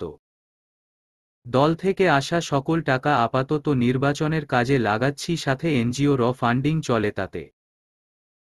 একটু থেমে পূর্ণ আবারও নরম গলায় বলল, আমি আপনাকে আমার মন মতো সুখ দিতে চাই মৃত্য। আমাদের সুখের সংসার দিতে চাই। আপনাকে আপনার প্রাপ্তটা দিতে চাই। আব্বুর টাকায় আমার বউকে পালতে চাই না আমি। মৃত্তিকা ধীরে সুস্থে নিজের মাথাটা পূর্ণর বুকে রাখল। মৃদু শব্দে জানাল, আমি সুখী। পূর্ণ ওর মাথায় হাত বুলাল। মৃত্তিকা তখন আবারও বলল, আপনি আর এসব বলবেন না। ভালো লাগে না আমার। বলবো না। মৃত্তিকা উঠার চেষ্টা করতেই পূর্ণ আটকে বলল, কোথায় যাচ্ছেন? একা যাচ্ছি না, আপনিও চলুন। পূর্ণ বুঝল না। মৃত্তিকা ওর হাত ধরে টেনে বলল, উঠুন। এখন যেহেতু জেগে আছি তাই তাহাজ্জুদ পড়ে ঘুমাবো একেবারে। পূর্ণ একটু চোরা চোখে তাকাল। মৃত্তিকা পাত্তা দিল না। টেনে টুনে দাঁড় করাল। আগ বাড়িয়ে অজু করে এসে পূর্ণর জন্য ও জায়নামাজটা বিছাল নিজের বরাবর সামনে। পূর্ণ আসতেই ওকে টুপি এগিয়ে দিল। দুজনই দাঁড়িয়ে গেল নামাজে। মৃত্তিকা শুরুর দিকেই খেয়াল করেছিল পূর্ণ রেগুলার নামাজি নয়। জুম্মার দিনে দলের সাথে নামাজ সহ টুকটাক মাঝেমধ্যে পড়া। মৃত্তিকার ব্যাপারটা মোটেও পছন্দ ছিল না। তাকে ঢেকে ঢুকে রাখতে চায় অথচ নিজের নামাজের ঠিক নেই। পূর্ণকে তখন থেকেই তাড়া দেয় মৃত্তিকা। সেই সাথে অবাকও হয় যখন জানতে পারে পূর্ণ বেশ কয়েকটা বড় বড় সূরাও পারে অথচ লোকটা আমল করে না। কারণ জানা নেই মৃত্তিকার, কিন্তু এটা জানে পূর্ণ ভীতু। প্রচণ্ড ভীতু এই সিনিয়র ভাই। মৃত্যুকে সে ভয় পায় জোরালোভাবে। এই বিষয়ে জিজ্ঞেস করে তেমন উত্তর মেলেনি। মৃত্তিকা ও ঘাটেনি। সকালের মিষ্টি রোদটা তখন উকি দিচ্ছে এক সুখী দম্পতির ঘরে। দুইজন দুজনের মাঝে ডুবে তখনও ঘুমের ঘোরে বিচরণ করছে। ধীরে ধীরে যখন আলো ফুটতে শুরু করল তখন চোখ পিটপিট করল পূর্ণ। পাশে থাকা তুলতুলে শরীরটাকে নিজের সাথে আরেকটু চেপে ধরল। ঠান্ডা ঠান্ডা একটা সকাল। মৃত্তিকা গরম গরম উষ্ণ বুকটাতে গুটিয়ে গেল। চাইল আরও ঘুমাতে কিন্তু হল না। পূর্ণ ঝালানো শুরু করেছে তাকে। মৃত্তিকা নড়েচড়ে পুনরায় ঘুমানোর চেষ্টা করল, লাভ হল না। পূর্ণর জ্বালাতনে হার মানল সে। চোখ মেলে আবারও বুজে নিল। ঘুম জড়ানো কণ্ঠে আবেদন করল, আরেকটু ঘুমাই। মৃত্তিকার এহেন কণ্ঠ কানে ঢুকতেই যেন পূর্ণর রক্ত ছলৎ করে উঠল। এই সাত সকালে মন চাইল করতে অনেক কিছু। তার নিজের গুরুত্বপূর্ণ একটা সাক্ষাৎ আছে। সেটাকে উনুনে দিয়ে হলেও তার আকাঙ্ক্ষাকে প্রাধান্য দিতে চাইল সে, কিন্তু সেটা সম্ভব নয়। আজকে মৃত্তিকার পরীক্ষা আছে। এখন পূর্ণর আদর সামলে পরীক্ষা দিতে যাওয়ার মতো শক্ত নারী আবার মৃত্তিকা নয়। সে তো আদুরে ছানা যাকে অল্প স্পর্শেই কাবু করে ফেলা সম্ভব। মনকে ধমকে ধামকে শান্ত করতে চাইল পূর্ণ। উঠে বসে চুল খামচে ধরে বিড়বিড় করে বলল, বউ থাকতেও ব্যাচেলরের মতো নিজেকে কন্ট্রোল করতে হয়। সবই কপাল। ফ্রেশ হয়ে এসে পূর্ণ দেখল ইতিমধ্যে মৃত্তিকা উঠে পড়েছে। নোট খাতা হাতে বসে আছে খাটে। পূর্ণ এগিয়ে এসে খাতাটা নিতে নিতে শুধালো, এখন পড়ার সময়, যান ফ্রেশ হয়ে আসুন। মৃত্তিকা ভোতা মুখে বিছানা ত্যাগ করল। পূর্ণ ততক্ষণে রুম গুছিয়ে রুম ত্যাগ করল। কিচেনে ঢুকে টুংটাং শব্দ পেতেই দেখল ওর মা রান্না করছে। পেছনে থেকে জড়িয়ে ধরে পূর্ণ বলল, গুড মর্নিং আম্মু। গুড মর্নিং আব্বু। কি করছো? তোমার জামাই কোথায়? রাতে ঝগড়া মিটল? ওর মা ওকে সরিয়ে দিয়ে ঝাঝালো কণ্ঠে বলল, 2-3 বার মাফ চেয়েছে। ভেবেছিলাম কথা বলবো না। পরে মায়া হলো। পূর্ণ বাঁকা হাসে। মায়ের হাতের দিকে তাকিয়ে বলে, হেল্প লাগবে? না। হয়ে এলো। মৃত্তিকা কোথায়? ওর না পরীক্ষা। থু। উঠেছে। আসছে। যাও টেবিলে বসো। পূর্ণ গেল না। ওপাশে থাকা চায়ের কাপগুলো নিয়ে টেবিলে গেল। মাকে প্রায় সময়ই সাহায্য করা হয় তার। ইদানিং ব্যস্ততার কারণে ততটা হয়ে ওঠে না। ওর বাবা টেবিলে আসতেই পূর্ণ কিছুটা তাচ্ছিল্য করে বলল, রাতভর নাকি বউয়ের রাগ ভাঙ্গালা। একদম ঠিক হয়েছে আব্বু। আমার বউ নিয়ে বেশি ভুজুংভাজুং করলে তোমার বউকে কালাপট্টি পোড়াব তোমার নামের, তখন বুঝবা কেমন লাগে বউ ছাড়া। কখনো তো বউ ছাড়া থাকোনি, থাকলে আমার বউকে তার বাপের বাড়ি পাঠাতা না। পূর্ণর বাবা কিছু বললেন না। ভদ্রলোক রাতে অনেক কষ্ট করে বউয়ের মান ভাঙিয়েছে। মৃত্তিকা একটু পরই এগিয়ে এসে হাসি মুখে পূর্ণর বাবাকে বলল, আব্বু আজকে পরীক্ষার পর বাবার কাছে নিয়ে যাবেন। পূর্ণর বাবা ফেঁসে গেলেন। ছেলের বউকে না করতেও পারছেন না, আবার হ্যাঁ করতেও পারছেন না। হ্যাঁ করলেই পূর্ণ ওনাকে বাজে ভাবে ফাঁসিয়ে দিবে, যেই তারা এই ছেলে ওনার থেকে ভালো কেই বা জানে। ডিভানে পায়ের উপর পা তুলে রাজকীয় ভাঙ্গিতে বসে আছে পূর্ণ। শোয়েব মির্জার চোয়াল শক্ত হয়ে এলো। 2 দিনের ছেলে ওনার সামনে পায়ের উপর পা তুলে বসে আছে। নিজেকে কোনোমতে শান্ত রাখার চেষ্টা করে জিজ্ঞেস করলেন, গরম নাকি ঠান্ডা কোনটা নিবে পূর্ণ? কারো উষ্ণ রক্তের তৃষ্ণা পেয়েছে। মাহিন মিয়া ভরকে উঠলেন। দাঁত চেপে ধরলেন শোয়েব মির্জা। কটমট করে বললেন, কথা ঠিকভাবে বলা শিখ। গাছহারা ভাব পূর্ণর। যেন কিছুই শুনেনি। পাশেই সাফারাত বসা। বাবার দিকে এক পলক তাকিয়ে বলল, যার জন্য ডেকেছ তা বলো আব্বু। শোয়েব মির্জা নিজেকে দমালেন। পূর্ণ আনমনে হাসে। শোয়েব মির্জা যেন ওই হাসিতে খেই হারান। গুছানো কথাগুলো তার পাক বেঁধে যায়। এতটুকু ছেলে অথচ তার অঙ্গভঙ্গি বুঝা দেয়। প্রচুর চতুর এই পূর্ণ। নিজেকে সামলে বললেন, নমিনেশন থেকে সরে দাঁড়াও। যা লাগে দিব। গাড়ি, বাড়ি, নারী। কথাটা শেষ হল না। পূর্ণ দিল না। উঠে দাঁড়িয়ে কাচের টেবিলে থাকা ড্রিঙ্কের দামি বোতলটা আছড়ে দিয়ে বলল, মুখ সামলে শোয়েব মির্জা। নিজের ছেলের মতো সবাইকে ভাবা বন্ধ করুন। নারী তাকে এনে দিন। শালা। ভয়ঙ্কর গালিটা কানে আসতেই সাফারাতের কানটা ঝা ঝা করে উঠল। পূর্ণ পুনরায় বলে উঠল, এমপি পদ এবার পূর্ণর। পারলে থামিয়ে দেখা। কাপুরুষ তো তুই আর তোর ছেলে। ছুরি মারলে তো পিছন থেকেই মারবি।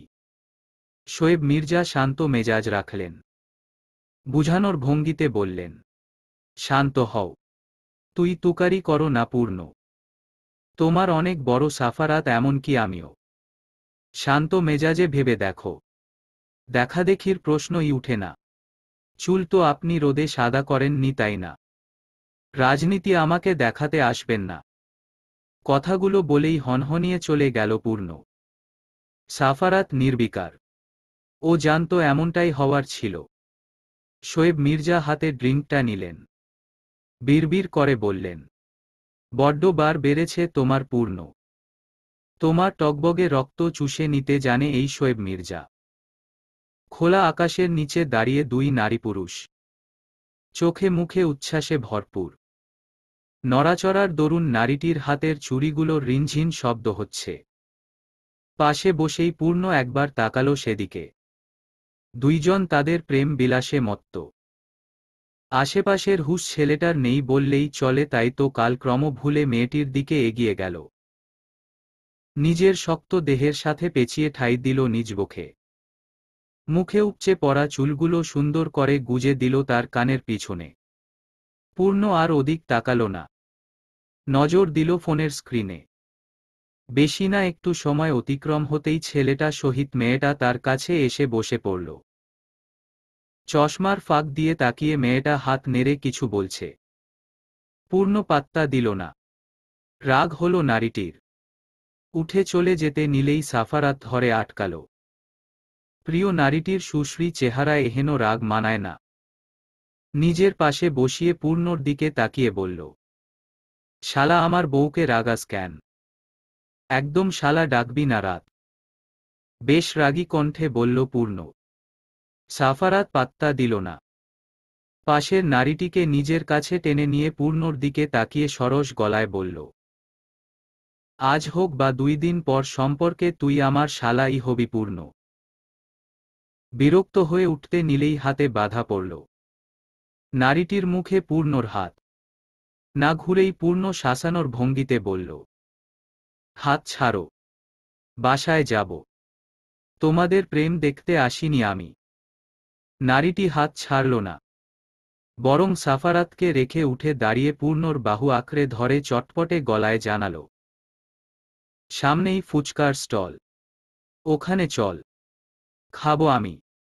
দুজনের বিশেষ মুহূর্তের ছবিটা নিজের ক্যামেরাতে বন্দি করে নিল সাফারাত। পূর্ণর বাহু আঁকড়ে শাড়ি পরিহিত একজন নারী। দেখতে অবশ্যই সুন্দর। একেই তো বলে আগুন সুন্দরী। হ্যাঁ, ঠিক এটাই। মৃত্তিকার নিকট তাকে আগুন সুন্দরী মনে হল। যাদের দেখা মাত্র পুরুষ গোলে। নিজের কায়া ভুলে মাথা ঝিমিয়ে উঠে ঠিক ততটাই সুন্দর এই রমণী। পাতলা ঠোঁটে গাঢ় রঙা লিপস্টিকে যেন সাদা চামড়ার নারীটির সৌন্দর্য বাড়ল বহুগুণ। পিঠ ছড়ানো তার ঝরঝরা কেশ। রংটাও মন্দ না, ব্রাউন কালার। মৃত্তিকার মনে হচ্ছে চুলগুলো কালো হলে মেয়েটাকে একদম বাঙালি লাগল। এক কথায় খাঁটি বাঙালি যাকে বলে। কারণ হাতে আলতা, চুলে গাজরা, শাড়ি পরিহিত মেয়ের চুলের রং কালোই মানায় বাঙালি হিসেবে। পরপর নিজের সঙ্গে তাকে তুলনা দিল মৃত্তিকা। কোথায় ছবির এই রমণী আর কোথায় মৃত্তিকা? শ্যামলা গায়ের রং, কোকড়ানো চুল, উচ্চতাও ঠিক ততটা না। হিল পরলেও পূর্ণর সমান হবে না সে। কাঁধ পর্যন্ত, অথচ ছবির মেয়েটি পূর্ণকে ছুঁই ছুঁই। অসহ্য রকমের খারাপ লাগা কাজ করল মৃত্তিকার, যাকে বলে একদম বাড়াবাড়ি রকমের খারাপ লাগা। এটাই তো স্বাভাবিক। নিজের পুরুষের বাহু ধরে একজন যুবতীকে কেনই বা মৃত্তিকা সহ্য করবে? মনের গহীনে অঙ্কুরিত হল হিংসা নামক দহনের। যদিও তার মনে হচ্ছে ছবিটি পুরাতন, তবে ততটাও না। কয়েক বছর আগেরই ছবিটি। চোখ ঝাপসা হয়ে এলো মৃত্তিকার। অতটাও অবুঝ না মৃত্তিকা যে পূর্ণর অতীত নামক কিছু দেখে এতটা কষ্ট পাবে।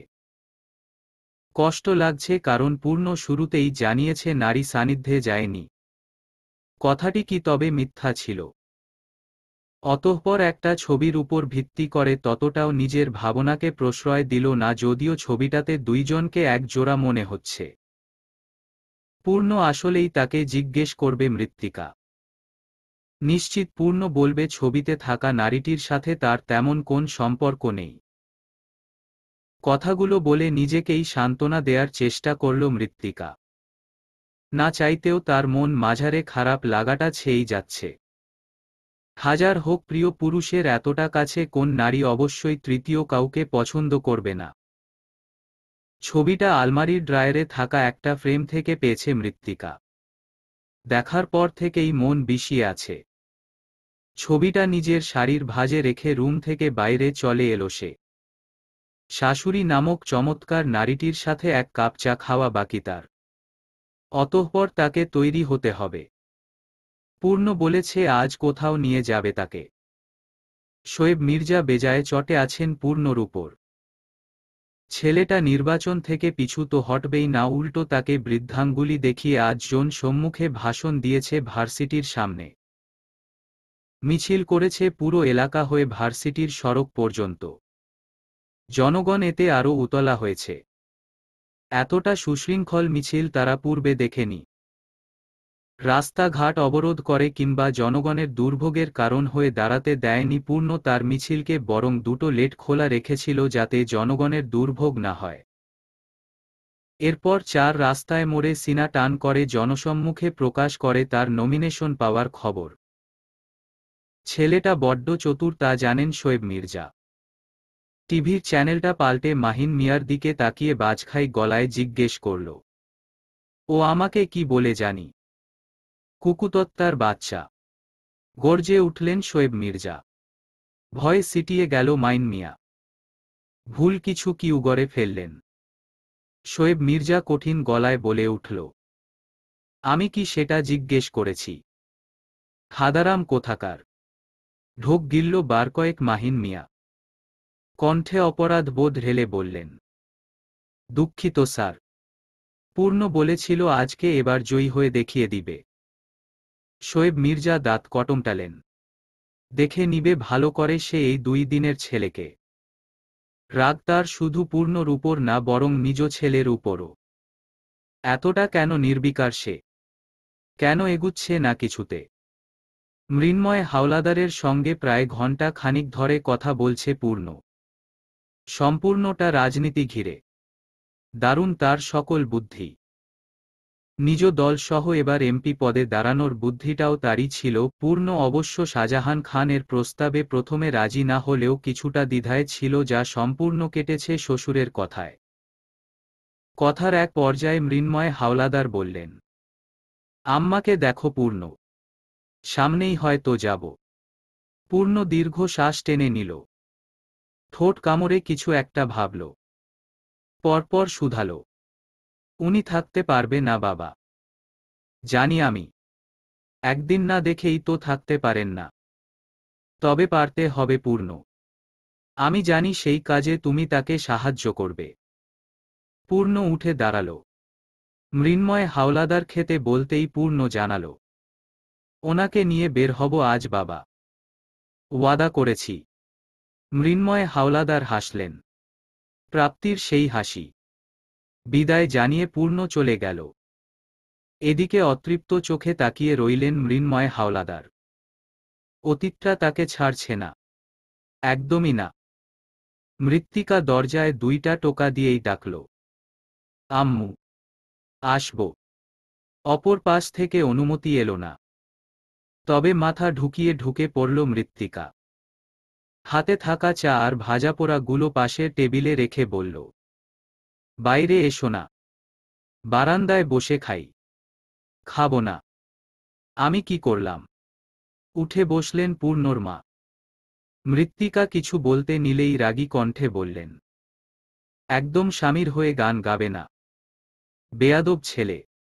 কোন কথা শুনতে চাই না ওর নামে। মৃত্তিকা ঢোক গিলল। একটা সময় ছিল যখন সে হারে হারে ভয় পেত রাজনীতি নামক পেশাটাকে, এমনকি এর সাথে জড়িত মানুষদের। কিন্তু পরিস্থিতির বদলে আজ এক রাজনৈতিক কাজে জড়িত পুরুষের বংশে ভয় লাগে না এমন না, পেশাটাই এমন। পূর্ণর মা কখনোই রাজনীতি পছন্দ করেন না। পূর্ণকে সবসময় ছাড়তে বলেছে এসব। ছেলেটা ছাড়বে তো দূর, উল্টো এখন কিনা এমপি পদে দাঁড়াচ্ছে। একথা আজ সকালে জানতে পেরেছেন, তাও কিনা সরাসরি সংবাদে। তার ছেলে এমপি পদে দাঁড়ায় আর এটা কিনা তাকে কেউ জানায়নি। এতটাই ফেলনা।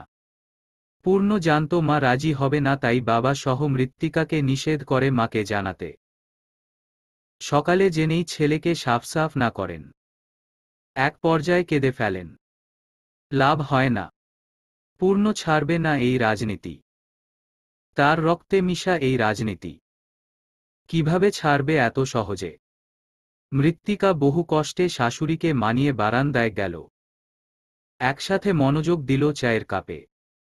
ততক্ষণে শ্বশুর হাজির। ওর মৃত্তিকা চা ঢেলে দিতেই তিনি চুমুক বসিয়ে গম্ভীর কণ্ঠে স্ত্রীকে বললেন, কি কেঁদে কেটে ছেলেকে আটকাতে পারলে?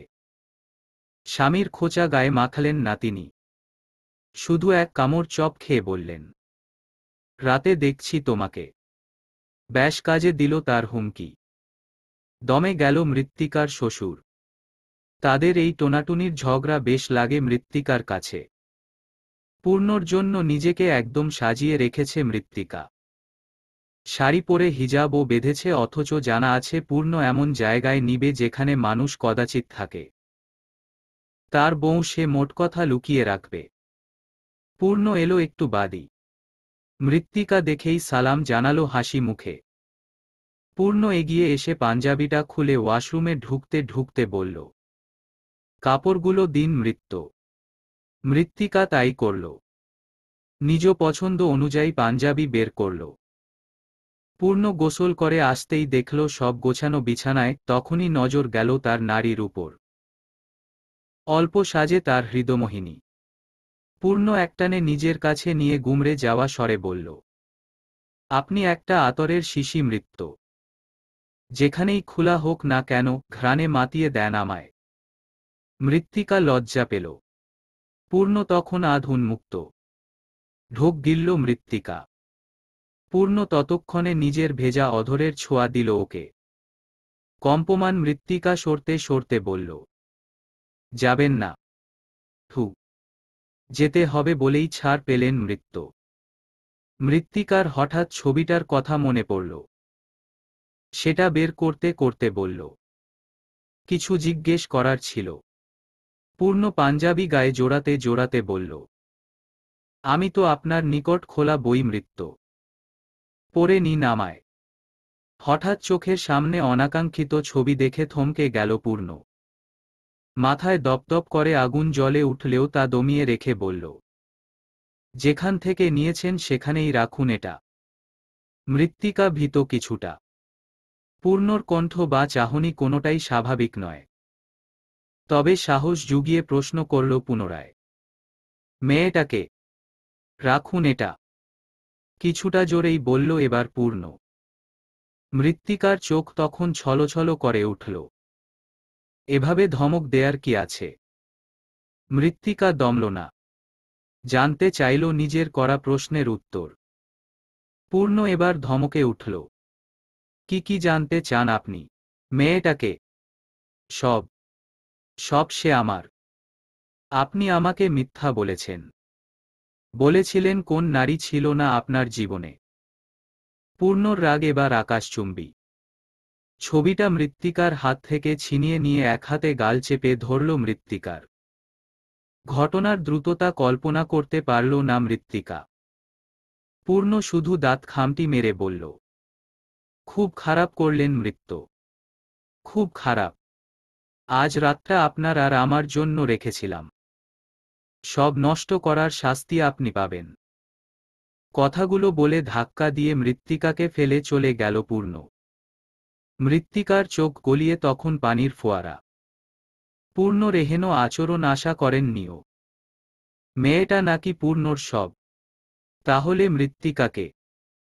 কি ভূমিকা তার পূর্ণর জীবনে? আমি আপনার নিকট একটা খোলা বই মৃত্য। যেখান থেকে খুশি পড়ে নিন আমায়, তবে হুট করে মাঝ থেকে পড়বেন না। অবশ্যই শুরু থেকে শেষ করবেন, কারণ মাঝপথে হঠাৎ করে পড়লেই জটিলতায় আটকে যাবেন। কথাগুলো তাদের প্রণয়ে চলাকালীন সময়ে পূর্ণ বলেছিল। যদিও পূর্ণর ভাষায় তাদের প্রেম ছিল না, তবে মৃত্তিকার ভাষায় ছিল। মৃত্তিকার বারান্দায় বসে হঠাৎ করেই পূর্ণর বলা কথাগুলো মনে পড়ল। তাহলে কি মৃত্তিকা মাঝপথে এসেছে হুট করে? না হলে কেন এতটা অচেনা লাগলো আজ পূর্ণকে? প্রশ্ন অনেক, কিন্তু উত্তর জানা নেই। আর নাই আছে উত্তরদাতা। বারান্দার ফ্লোরে বসে একমনে চাঁদহীনা আকাশ পানে তাকিয়ে কথাগুলো ভেবে যাচ্ছে মৃত্তিকা। গালে এখনো ব্যথা করছে ওর। জীবনে বলতে গেলে এমন ভাবে পাওয়া প্রথম আঘাত এটা। বাবা কখনো হাত তোলা তো দূর, ধমকও দেয়নি ওকে। টিচারদের থেকেও জীবনে মার খাওয়া হয়নি। পূর্ণ হয়তো শুধু গালটা চেপে ধরেছিল, কিন্তু আঘাতটা ছিল অসহনীয়। প্রিয় পুরুষের দেয়া অল্প আঘাতও যে হৃদয় ফালাফালা করে দেয়।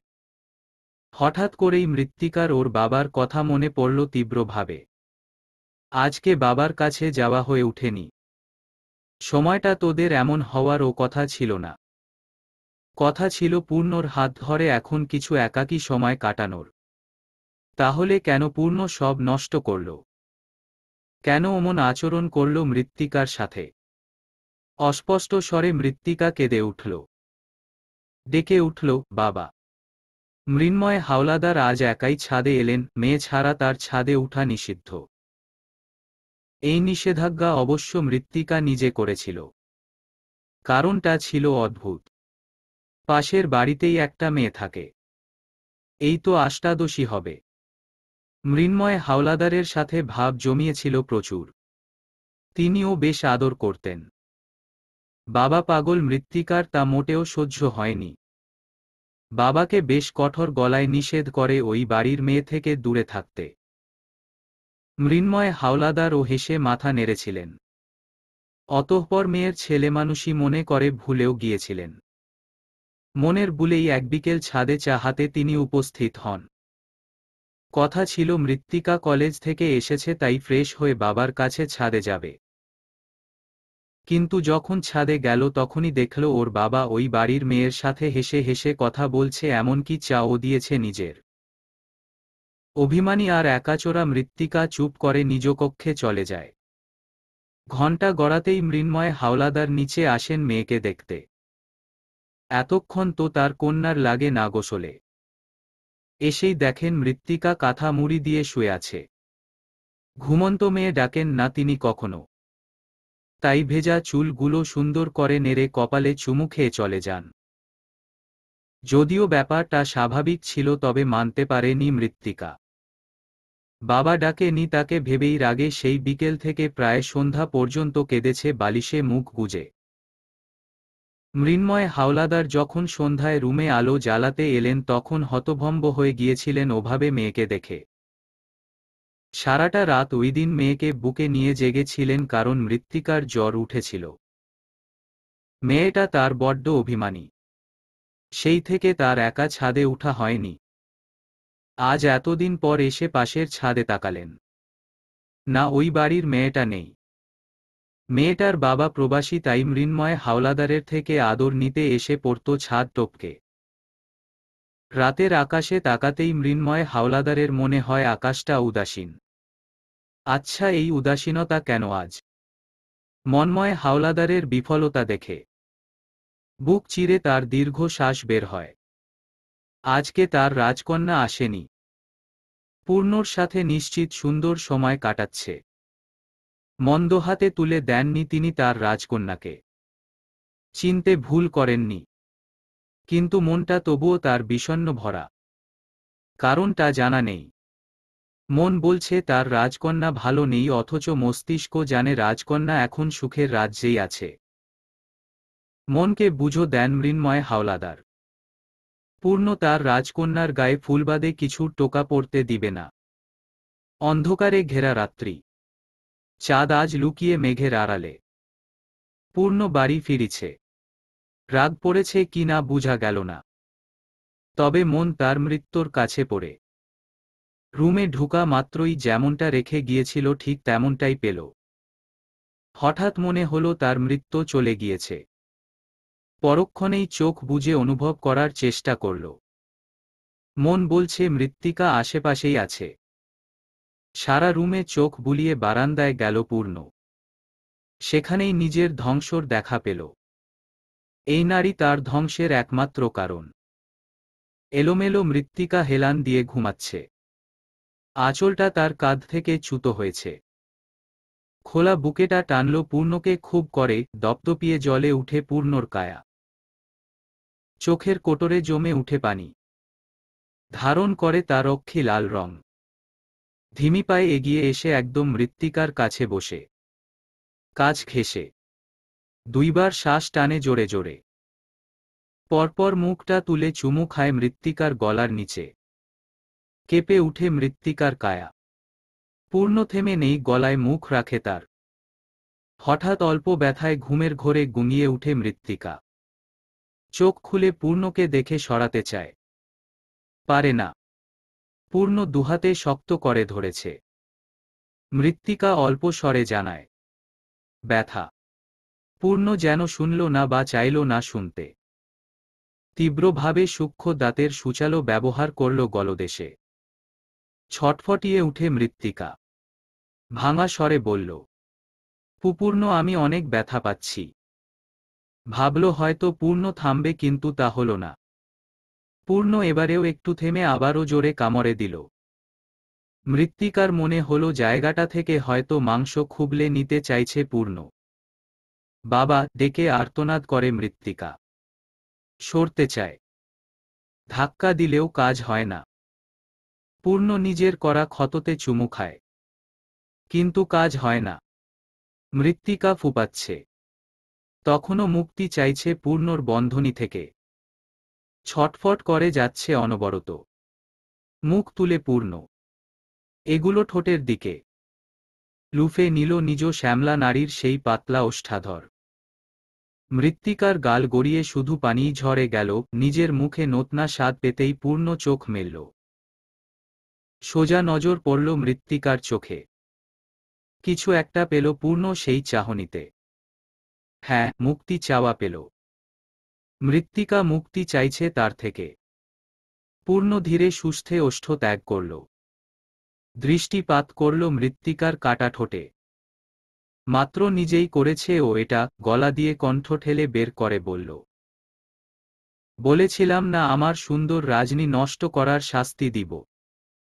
গলাটা ওই শাস্তি ছিল, আর ঠোঁটেরটা ছিল আমাকে ব্যাকুল করার জন্য। নাজুক মৃত্তিকা। বাবার রাজকন্যা আজ সামলাতে পারে না নিজেকে। সামনের পুরুষটাকে তার অচেনা ও মনে হচ্ছে না, বরং খুব চেনা মনে হচ্ছে।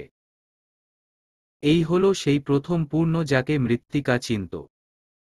যে জানে শুধু শাস্তি দিতে, নিজের কথা মোতাবেক মৃত্তিকাকে চালাতে। এতদিন বরং ও পূর্ণকে ভিন্ন রূপে পেয়েছিল। ভালোবাসাময় একটা পূর্ণকে দেখেছিল। পূর্ণ আলতো হাতে মৃত্তিকার আঁচলটা কাঁধে তুলে দিল। দুই হাত বাড়াতেই মৃত্তিকা বাধা দিল। পূর্ণর দেয়া আগের কার কষ্ট আর এই কষ্ট আলাদা। তখন পূর্ণর প্রতি ছিল আকর্ষণ, কিছুটা টান, তবে এখন সেটা রূপান্তরিত হয়েছে ভালোবাসা আর মায়। আঘাতটা অবশ্যই ভালোবাসার মানুষ থেকে পাওয়াটাই বেশি লাগে। পূর্ণ দমল না। এক প্রকার জোর করেই কোলে তুলে নিল মৃত্তিকাকে। প্রতিবারের ন্যায় পূর্ণর গলা জড়িয়ে ধরল না মৃত্তিকা। কেমন চুপ হয়ে আছে মেয়েটা। আঘাতগুলো ছোট হলেও দাগ কেটেছে গভীরভাবে। খুব সূক্ষ্মভাবে ঝাঝরা করেছে মৃত্তিকার চড়ুই সমান মনটাকে। রুমে এনে বিছানায় বসাতেই পূর্ণ সম্পূর্ণ আলোতে এবার তার মৃত্যুকে দেখে নিল। আজ শ্যামলা বলে না হলে তখন গালে চাপটাও রাগের মাথায় আসতে দেয়নি পূর্ণ। শ্যামলা গালেই আবছা বোঝা যাচ্ছে। হাত বাড়িয়ে তাতে ছুঁয়ে দিতেই ব্যথাকাতুর শব্দ তুলল মৃত্তিকা। ছোট্ট করে শুধু বলল, বাবার কাছে যাব।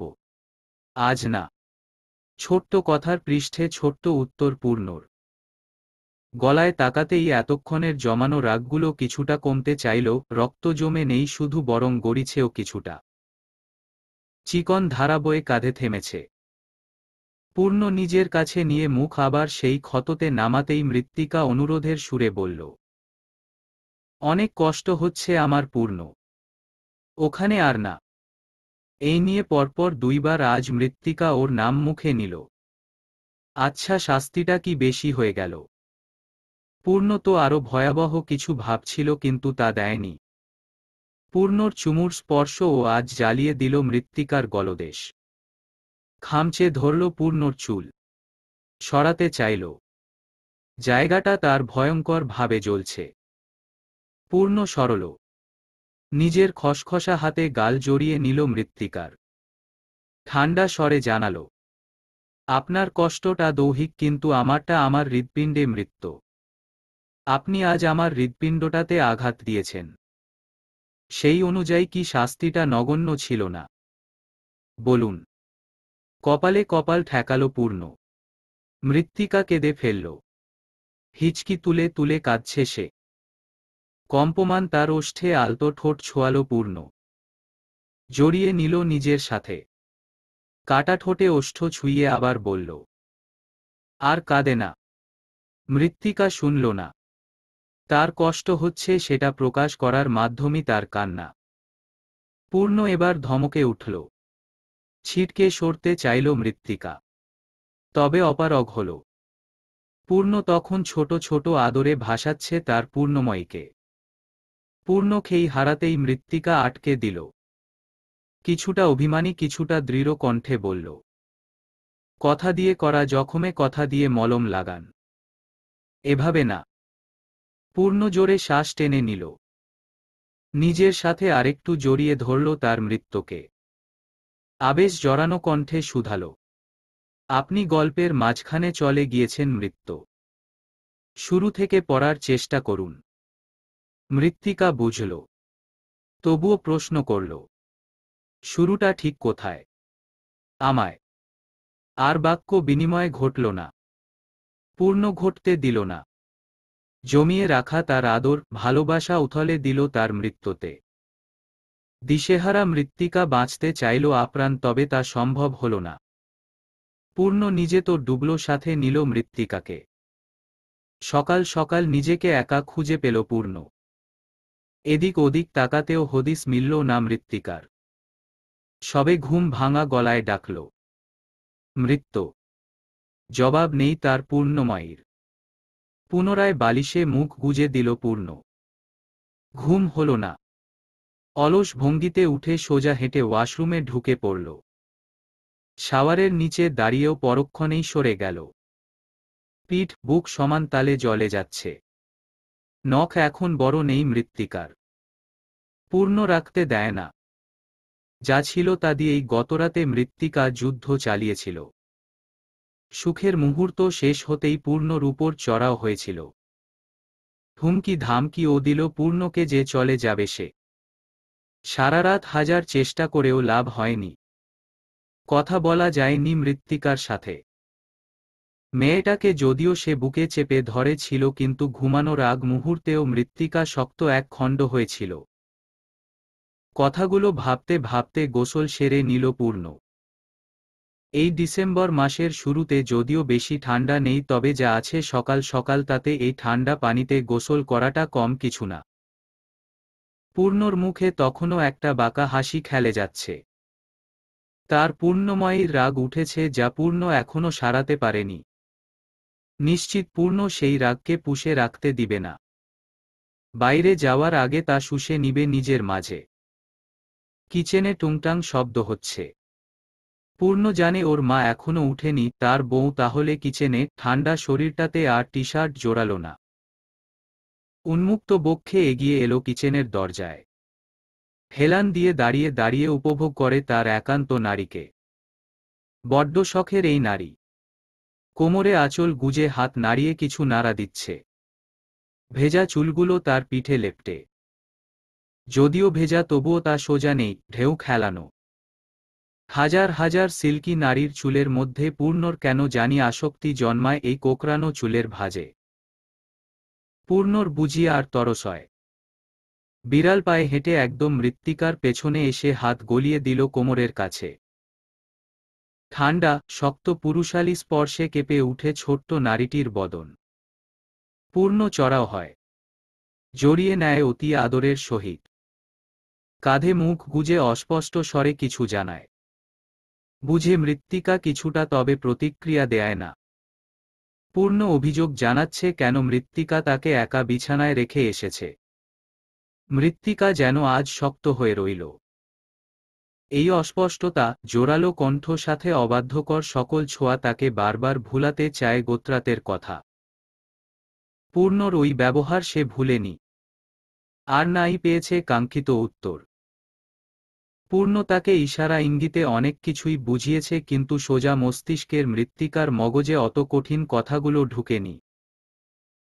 মৃত্তিকা থেকে সারা শব্দ না পেয়ে পূর্ণ তাকে ছেড়ে দাঁড়াল। দুই হাত ধরে নিজের দিকে ঘুরিয়ে নিয়ে আজলায় ভরে নিল তার ছোট্ট মুখটা। মৃত্তিকা এবার চোখ তুলে একটু তাকিয়ে তা আবার সরিয়ে নিল। পূর্ণ ওর উঁচু নাকটায় চুমু খেয়ে বলল, একটা মানুষ এতটা আদুরে কিভাবে হয় মৃত্যু? আপনাকে নিয়ে কোথায় যাব আমি বলুন? রাত থেকে এমন করছেন। আমি কি উত্তরগুলো দেইনি? আমি বুঝতে পারছি না। ঠিক করে বলুন। পূর্ণ কাছাকাছি এলো। ঘনিষ্ঠ হয়ে মৃত্তিকার মুখটা একটু উঁচুতে উঠিয়ে নিয়ে বলল, সহজ করে দিচ্ছি মৃত্যু। শুধু জানুন এই বিষয়টা আমাকে কষ্ট দেয়, ভীষণভাবে কষ্ট দেয়। আর আপনার এই আচরণ তাতে লবণ ছেটানোর কাজ করে। আমি জানি আপনি জানেন আপনি আমার প্রথম নারী। তাহলে কেন ওই বিষয়টা টেনে আনার চেষ্টা করছেন? আপনাকে বুঝাতে পারলাম কি না জানি না, তবুও বলছি আমার জীবনের জঘন্যতম অধ্যায় সেটা মৃত্যু। উপন্যাস শেষ নয় বরং শুরুর পথে। একনাগাড়ে কথাগুলো বলতেই পূর্ণ টের পেল মৃত্তিকা তাকে শক্ত করে জড়িয়ে ধরেছে। না চাইতেও অনেকটা বলেছে সে।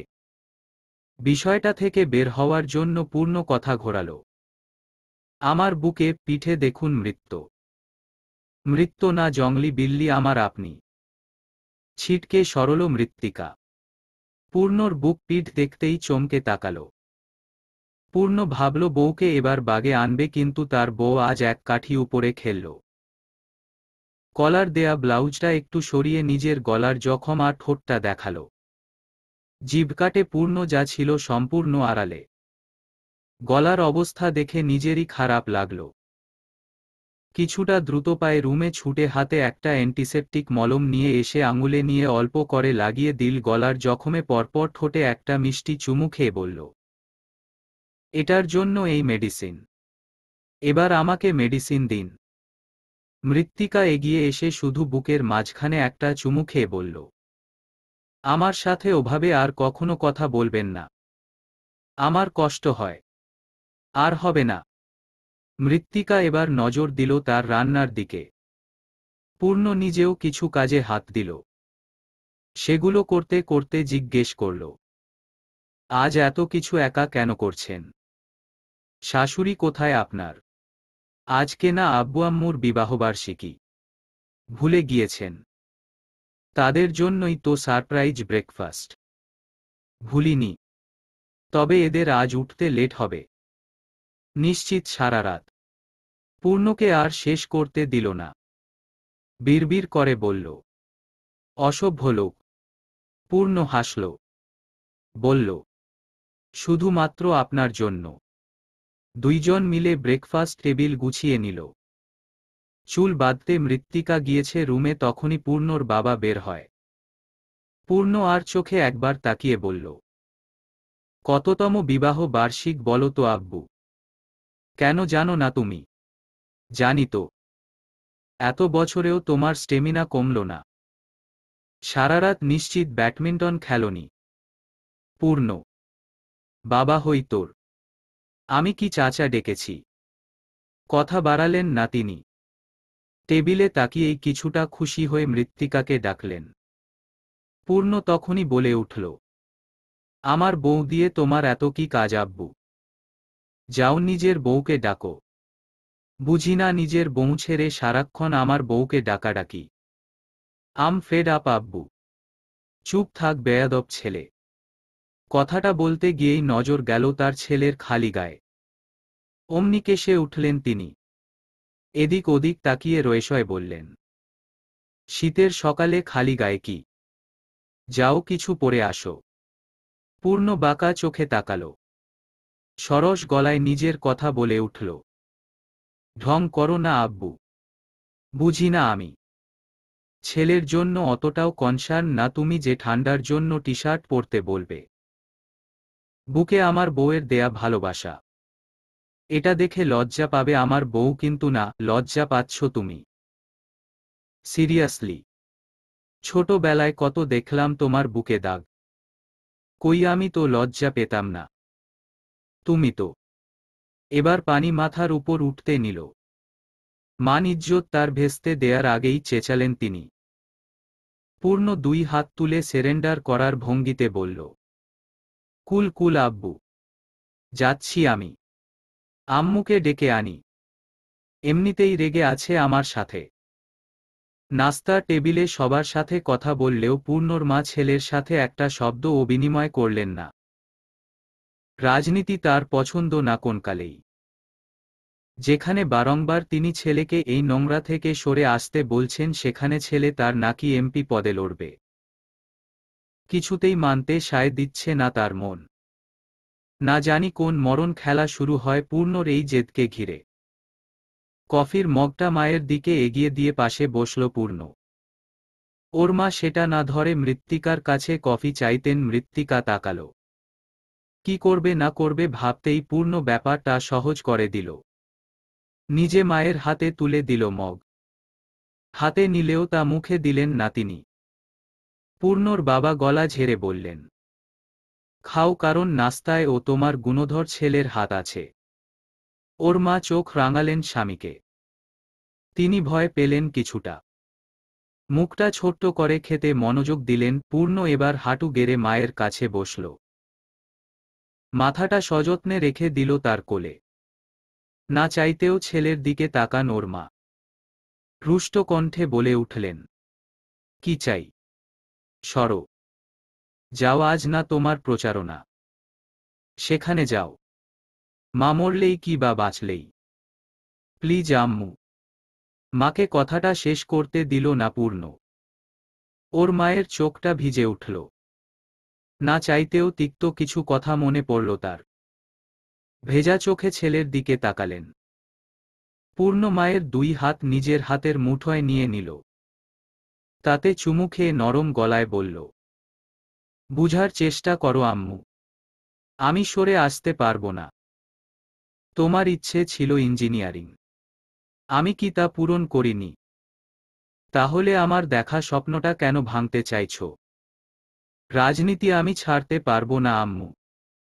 I just Kant. তুমি জানো সব আমি কতটা ডেসপারেট ছিলাম। প্লিজ আম্মু, সত্যি বলছি কিছু হবে না আমার। কণ্ঠ ভেঙে আসছে ওর মায়ের। হাতটা ছাড়িয়ে ছেলের গালে রাখলেন। চুলে হাত বুলিয়ে দিয়ে বললেন, না জানি আমাদের জীবনটাকে কোথায় নিয়ে দাঁড় করাই তোমার এই রাজনীতিপূর্ণ।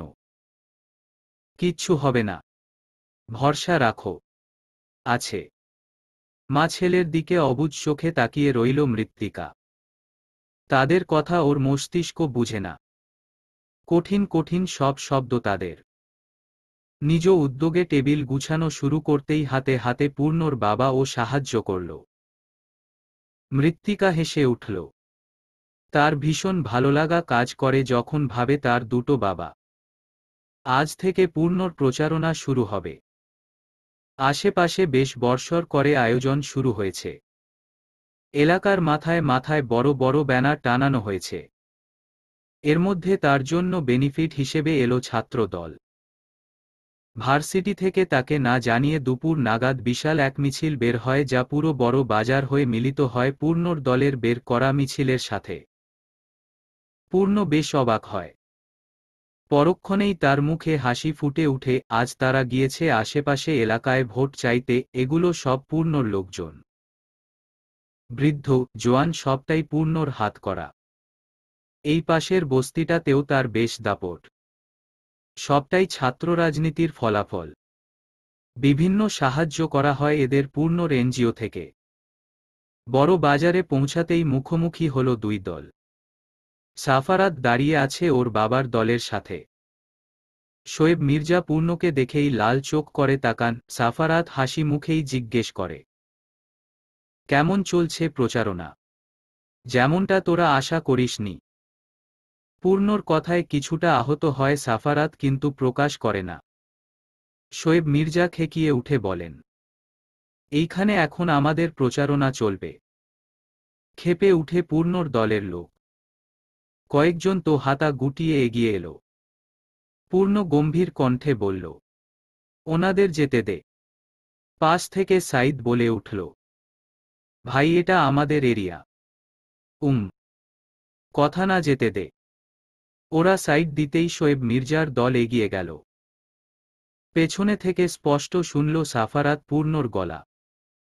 নিজে খাওয়ার আগে পূর্ণ কুকুর খাওয়াতে পছন্দ করে, না হলে কুকুরের লালা পড়বে। পূর্ণর প্রচারণা বেশ জমকালো ভাবেই চলছে।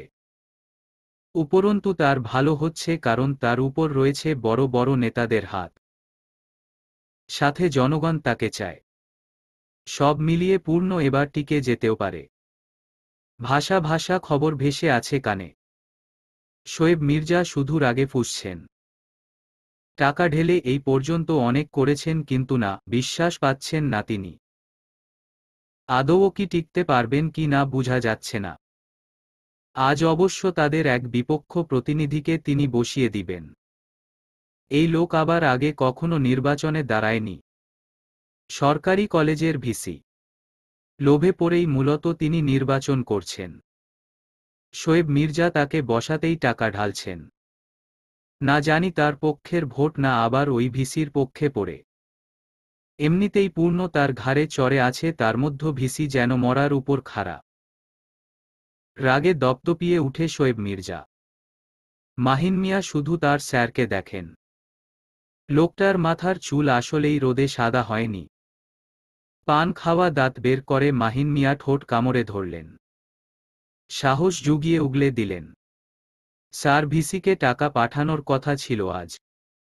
শোয়েব মির্জা একঝলক তাকালেন মাহিন মিয়ার দিকে। পরপর মাথাটা ইজি চেয়ারটাতে এলে দিয়ে আফসোসের সুরে বললেন, সাফারাতটা হাত ছাড়া হয়ে যাচ্ছে। ছোট বাবা তো এখন অনেকটাই স্বাভাবিক স্যার। ওর এই স্বাভাবিক ভাবটাই আমি নিতে পারছি না মাহিন। ভয় হয় আমার। এই রাজনীতিতে আমি আমার জীবন দিয়েছি। শেষ বয়সে এসে সুযোগ খোয়াতে চাইছি না। ভিসি টাকার জন্যই দাঁড়িয়েছে স্যার। জানে আপনি, নয়তো অন্য পার্টি তাকে বসাতে সুপারি ছাড়বে। আজ রাতেই টাকা পাঠানো হবে। ভিসিকে পথ থেকে সরাও। জি স্যার। মাহিন মিয়া চলে গেলেন। মেলা কাজ এখন। রাতের আধারে টাকা পাচার হলো ভিসির অফিসে। 6টি সাবানের কেস ভর্তি টাকা পাঠানো হলো লোকচক্ষুর সামনে, সাথে এক মুন মিষ্টির বাক্স।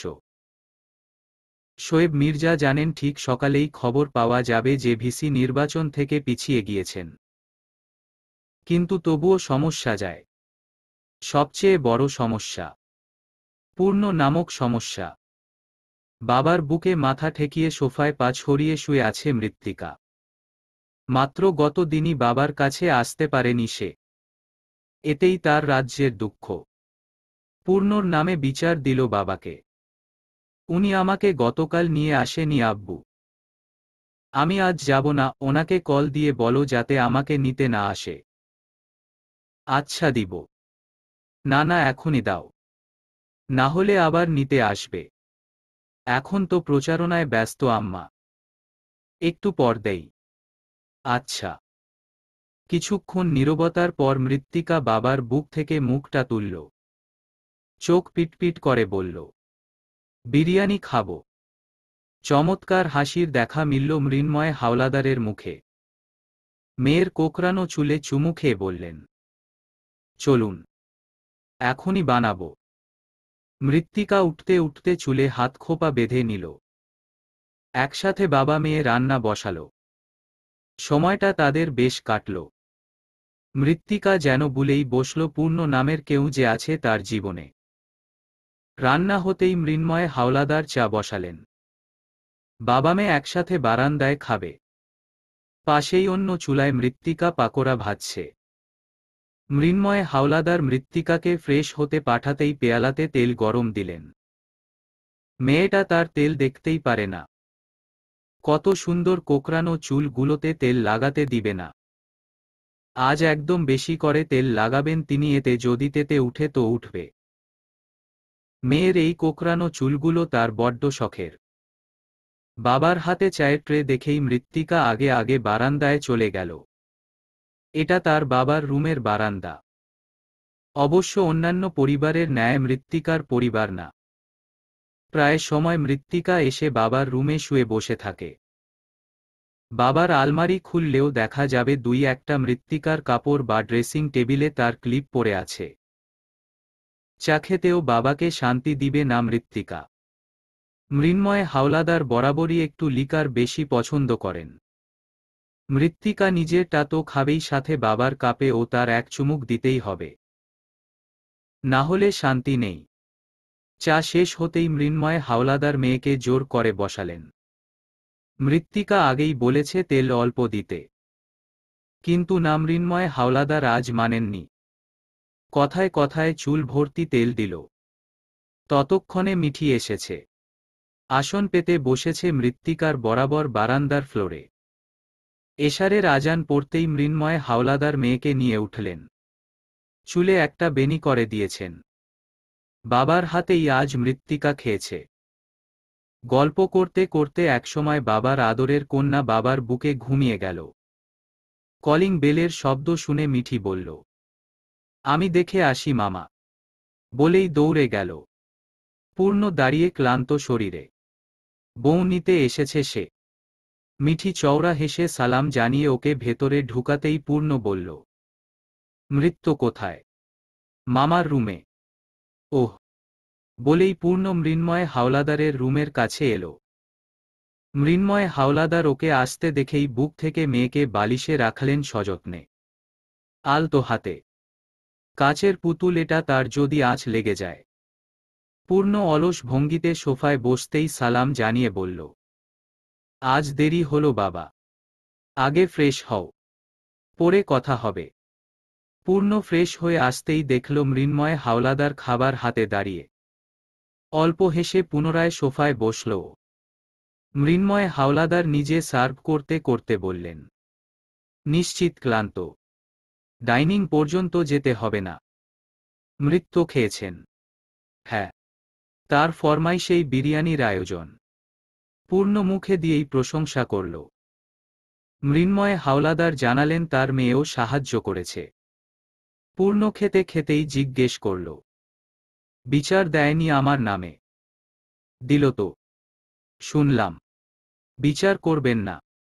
ছেড়ে দিতাম না আমার আম্মার বিচোটা নিছক না হলে। জানি। ঘুমালো যে।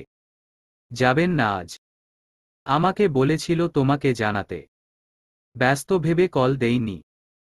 ওনার জন্য আমি কখনোই ব্যস্ত না আব্বু। You can call me at any time. আগামীর এমপি এই কথা বলছো?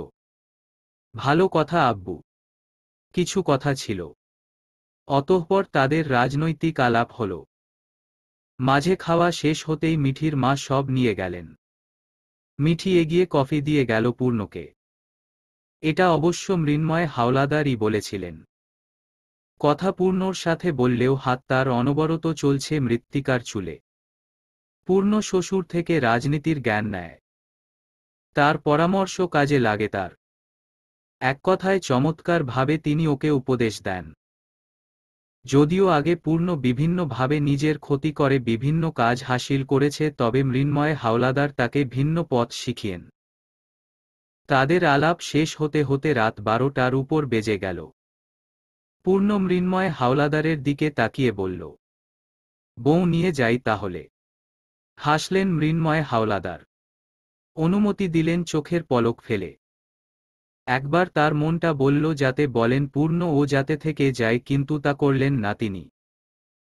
ঘুমন্ত রাজকন্যা কোলে তুলে নিজের পাজা করে গাড়ির ভেতরে ঠিক পূর্ণর কোলে মাথাটা দিয়ে পা দুটো সিটে গুছিয়ে রেখে বললেন, মাথাটা ধরো, আর কাল চুল ধুয়ে নিতে বলো।